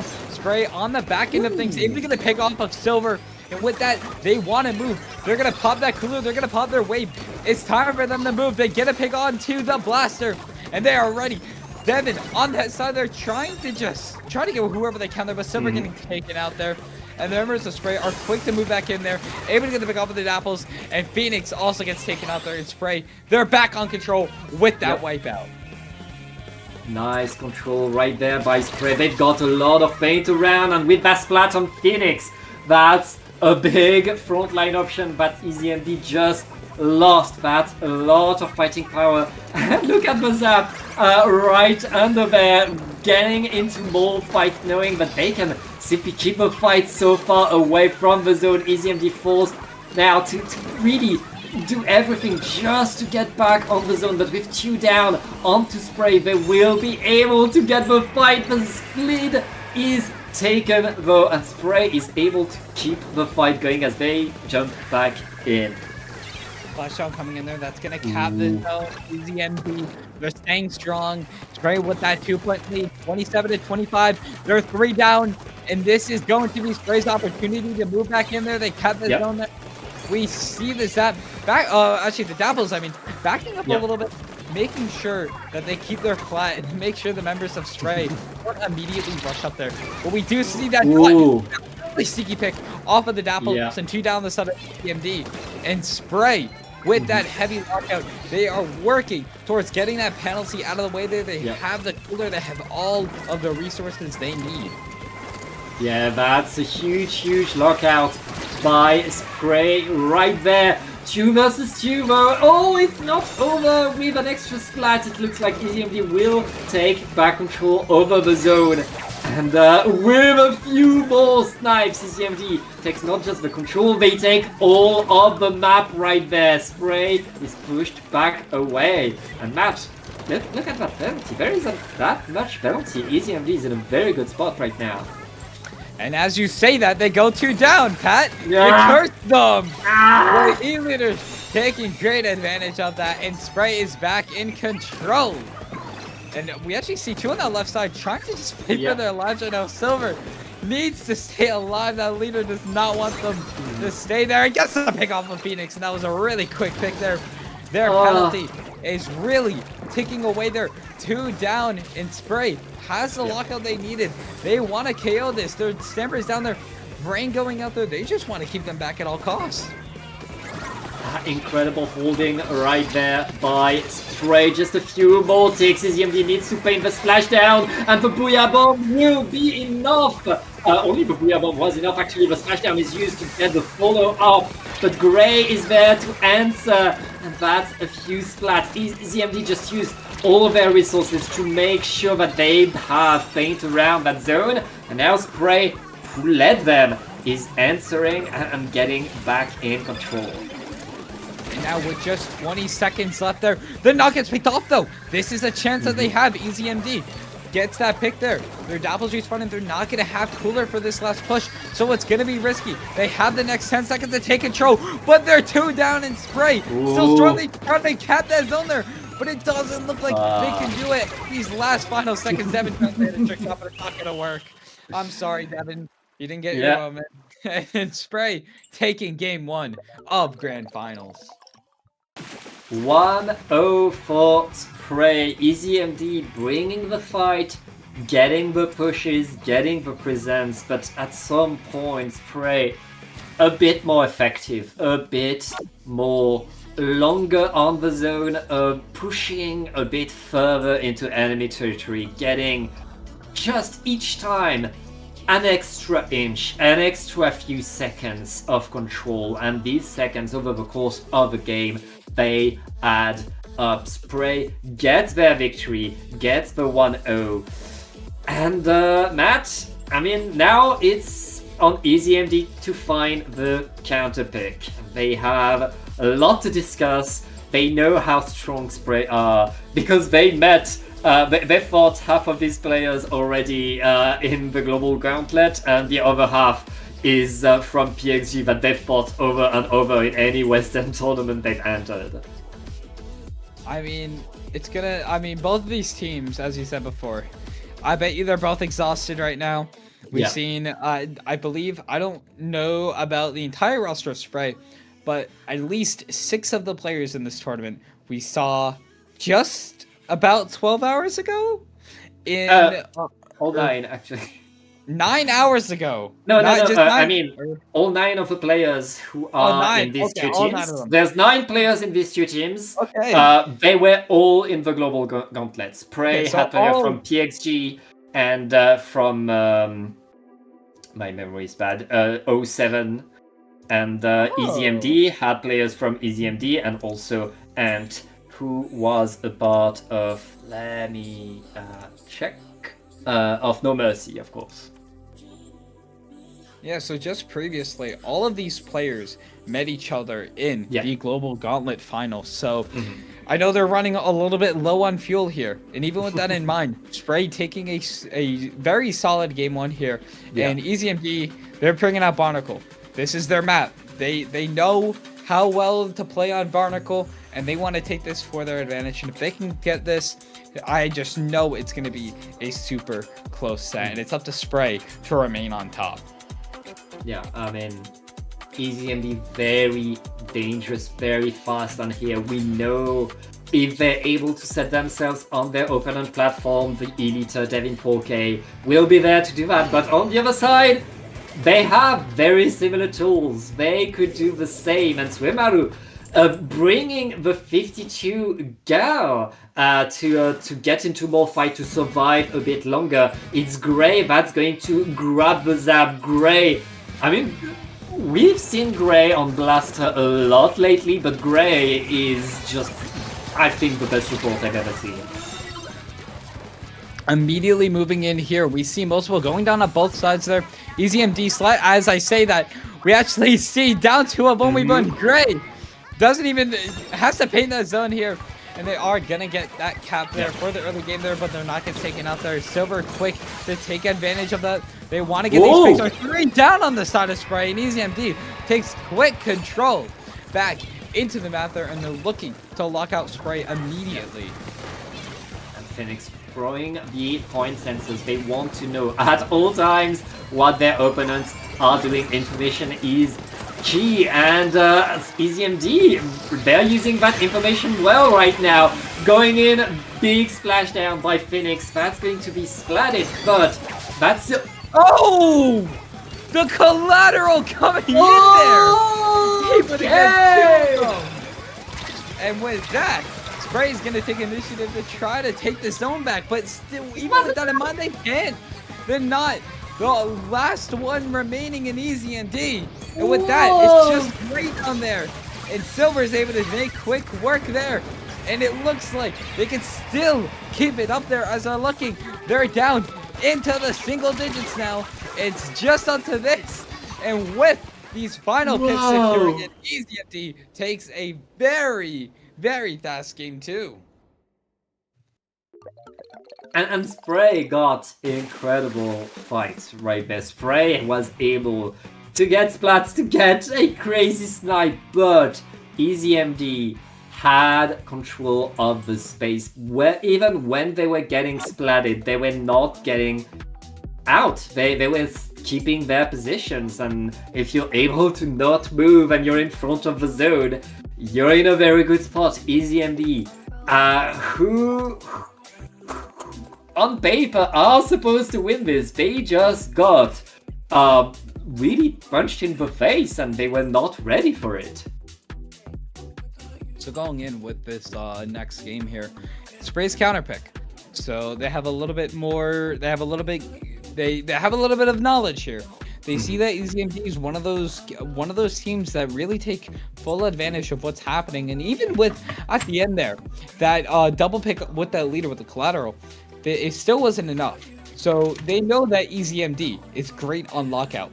So maybe Spray just has to play a little bit faster. Maybe they just have to lock them out. We've seen, I feel like Spray does a really good job of these retakes, but especially on the beginning is where they shine the most here. And EasyMD, we've seen how well they've done on retakes, but I think the advantage that Spray has here is that I think Spray in the opening is a lot stronger, and they have a little bit of a struggle retaking, especially against a team like EasyMD that has so much control over knockout. And the other big advantage that Spray Oh. has is, they're bringing Flounder Heights. I guess that's a pick. That's going to be an interesting game to watch. I mean, when this map came out, everybody was complaining that it was pretty impossible to retake on here, and there was really, everybody was like, oh, how do we get back to the zones? But these top teams, they figured it out, and now that you really have incredibly dynamic games, and it's still very, very difficult to get back onto the zones. Of course, your defensive position are great, especially if you have a good eliter on your map. That high ground is huge, but these teams have the tools to get back forward, and provided they can do that, we're going to have a very, very interesting game. I mean, I feel like this is kind of a gamble for that lockout here, but I think the advantage that Spray has most is Sumadu on that Tri-Slosher. And Tri-Slosher is just one of those weapons that works so perfectly for this map, and immediately they're able to cap that zone there, able to get the pick off of the Dapples there, leaving just Silver, but with that Booyah Bomb, saving their life. They want to try to keep that zone capped as long as they can. Yeah, right now, Spray still has control over top mid. They're going to finally get back the zone. And EasyMD, I'm kind of stuck. I kind of under fire with the Nautilus getting the splats on the liter, and more splats coming from the rest of the team as well. Points and Sasuno where everybody is. Beautiful play right here. And that has to sting. This knot has just been the key here. Able to move so fast into EasyMD's space and get so much value from it. And with two down on the side of EasyMD, it's not looking good. They get another pickup. The Dapple's finally able to take them out there, but the Dapples gets picked off by that leader. And they are looking super strong into the single digits. And with two down on the side of EasyMD, it looks like, and with that final pick onto Silver, that's game, and Spray is going to be taking game 2. And now EasyMD, they have a little bit of a problem here. Yeah. I mean, now Spray has the biggest advantage you can have in a Splatoon tournament. They have comfort. Even if EasyMD wins on their counterpick, Spray gets to counterpick the game after that. Even if Spray gets to lose on their own counterpick, which from what we just saw is looking like very unlikely, there's still the bracket reset. Spray has so many second chances, and EasyMD needs to win everything. They need to do everything perfectly. They need to beat Spray on their own map. They need to beat Spray they need to beat Spray every way they can. They need to figure something out quick to create many surprises in a row. I mean, going in here, as you said, Spray, they have a lot going for them. It comes down to this. I mean, for a second, as I said at the beginning of the game, Flounder is a little bit of a gamble. So, seeing how fast they were able to knock out and take full advantage of that, taking game 3, and now EasyMD is on the back end of things, it's going to be very risky. And EasyMD, I have a very bold feeling we might be seeing Crableg. I think Crableg is, we saw them counterpick it in losers finals, and I think it's going to work for them again. If they can pick Crableg here, I think they can potentially get as much control as possible. It's actually Brightwater. Okay, never mind. We're just going to dodge what I say. We're going to Brightwater, which is E-Leader Haven. I mean, here's the thing about Crableg. That's the map you pick if you have an Elite and your opponent doesn't. Spray has an Elite as well. They have to adapt their counter-picking game to exactly that. Now, let's get to Brightwater, the final pick of EasyMD for this set. What could be the final game of this tournament? And Splattershot Jr. is brought by Suemaru. That's going to be a lot of paint on, and 2 players down already in favor of Spray. Spray opening incredibly strong. Able to push in super fast, gaining as much control as possible. We see Gray on that blaster, trying to do whatever they can there. We see that fight between them and Phoenix. Phoenix is going to be winning it out. The Waybaker trying to support them, able to get a really sneaky pick as well.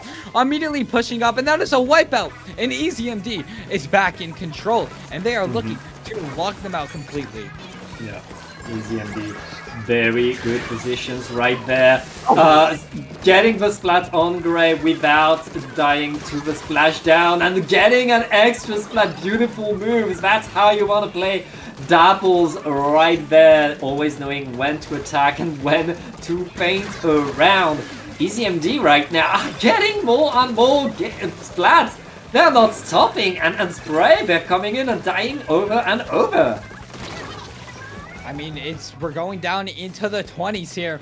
It all comes down to this. Spray has one more chance to push back in here. They have that bubble. They have what they need, and they are able to cap the zone, saving it for a little bit longer, but immediately flipping back into EasyMD's favor. It's going to be scary to retake here, and Spray has to do whatever they can to take back control. Yep. Yeah, Spray right now needs to push in, needs something big, but they just lost their backline. That's going to be rough. EasyMD is keeping the advantage, is keeping the presence, and Spray is on. I mean, they have one last push to get back to the zone right there. Gray just used the splashdown, and with 2 players down on EasyMD, Spray is not done yet. They're able to paint that zone and to get paint around. Now the big question, Matt, is can they hold it? They don't want to overextend here. They've made the mistake of that before. They want to keep their positions. They have to stay alive if they want to win this. We see the Stamper going down there, the bubble going out there. Their penalty is out. They are slowly gaining points on the board here, just halfway through this match. Yeah. We see that Booyah Bomb coming out there. What is it going to do to apply pressure there? Silver going to be moving to their trade, catching them off guard there. The points are really coming down here. 3v3 on the board there. Oh. EasyMD caps it. Can they take it though? It's just Silver on the board, and with 2 down, Spray takes control, and with just a leader remaining, Spray takes the lead, and they are going to be going down into the single digits, and EasyMD is going to have to dive if they want to take this home. One goes down there, and with 2 going down there, that looks like it's going to be the end, and Spray taking a 3-1 game in grand finals, and they will be your In the Zone 51 champions. And what a play right there. In that final big fight that allowed Spray to keep control of the zone, get the lead, Suemaru with the Junior was able to get the splat on Ant with the Dapples, was able to secure the zone thanks to that fight. I mean, Junior able to get the extra splat, and then back to painting. Spray will be your In the Zone 51 champions. That's another crown for these incredibly good players, and that's a silver medal for EasyMD. I mean, what a performance. We've seen some amazing sets. I mean, we've been on since winners finals, and we saw Spray, EasyMD, Avengers, we saw Legendary, we saw the top 4 teams, and we saw how strong each of them were. So, I mean, what a performance from all of these teams. And Spray, they just knew what to do, and they took all of the control they needed, and they are taking that gold and that prize pool, which I know they're happy about. Yeah, congratulations to them. And that means that's the end of the tournament, Matt. That's time for us to say goodbye. Before we do, thank you so much to Sendu and his team for organizing this tournament, to CKK, our awesome observer, And Matt, thanks to you also as well. Yeah. Where can I find you on the internet if I want to see more of Matthew Mega? You can find me anywhere at Matthew Mega. You'll actually be seeing both of us soon, because there is Splash Go happening soon in Japanese land that you'll be seeing do shortly. And I know, Pat, you're gonna dread waking up that early. So you can find me anywhere at Matthew Mega. But Pat, where can they find you? Best way to find me is on Blue Sky at this address right here. And yeah, that's the best way to get news from me. Or you just open a Dapple stream and probably be there. So thank you so much for watching. We'll see you in the next one. Bye bye.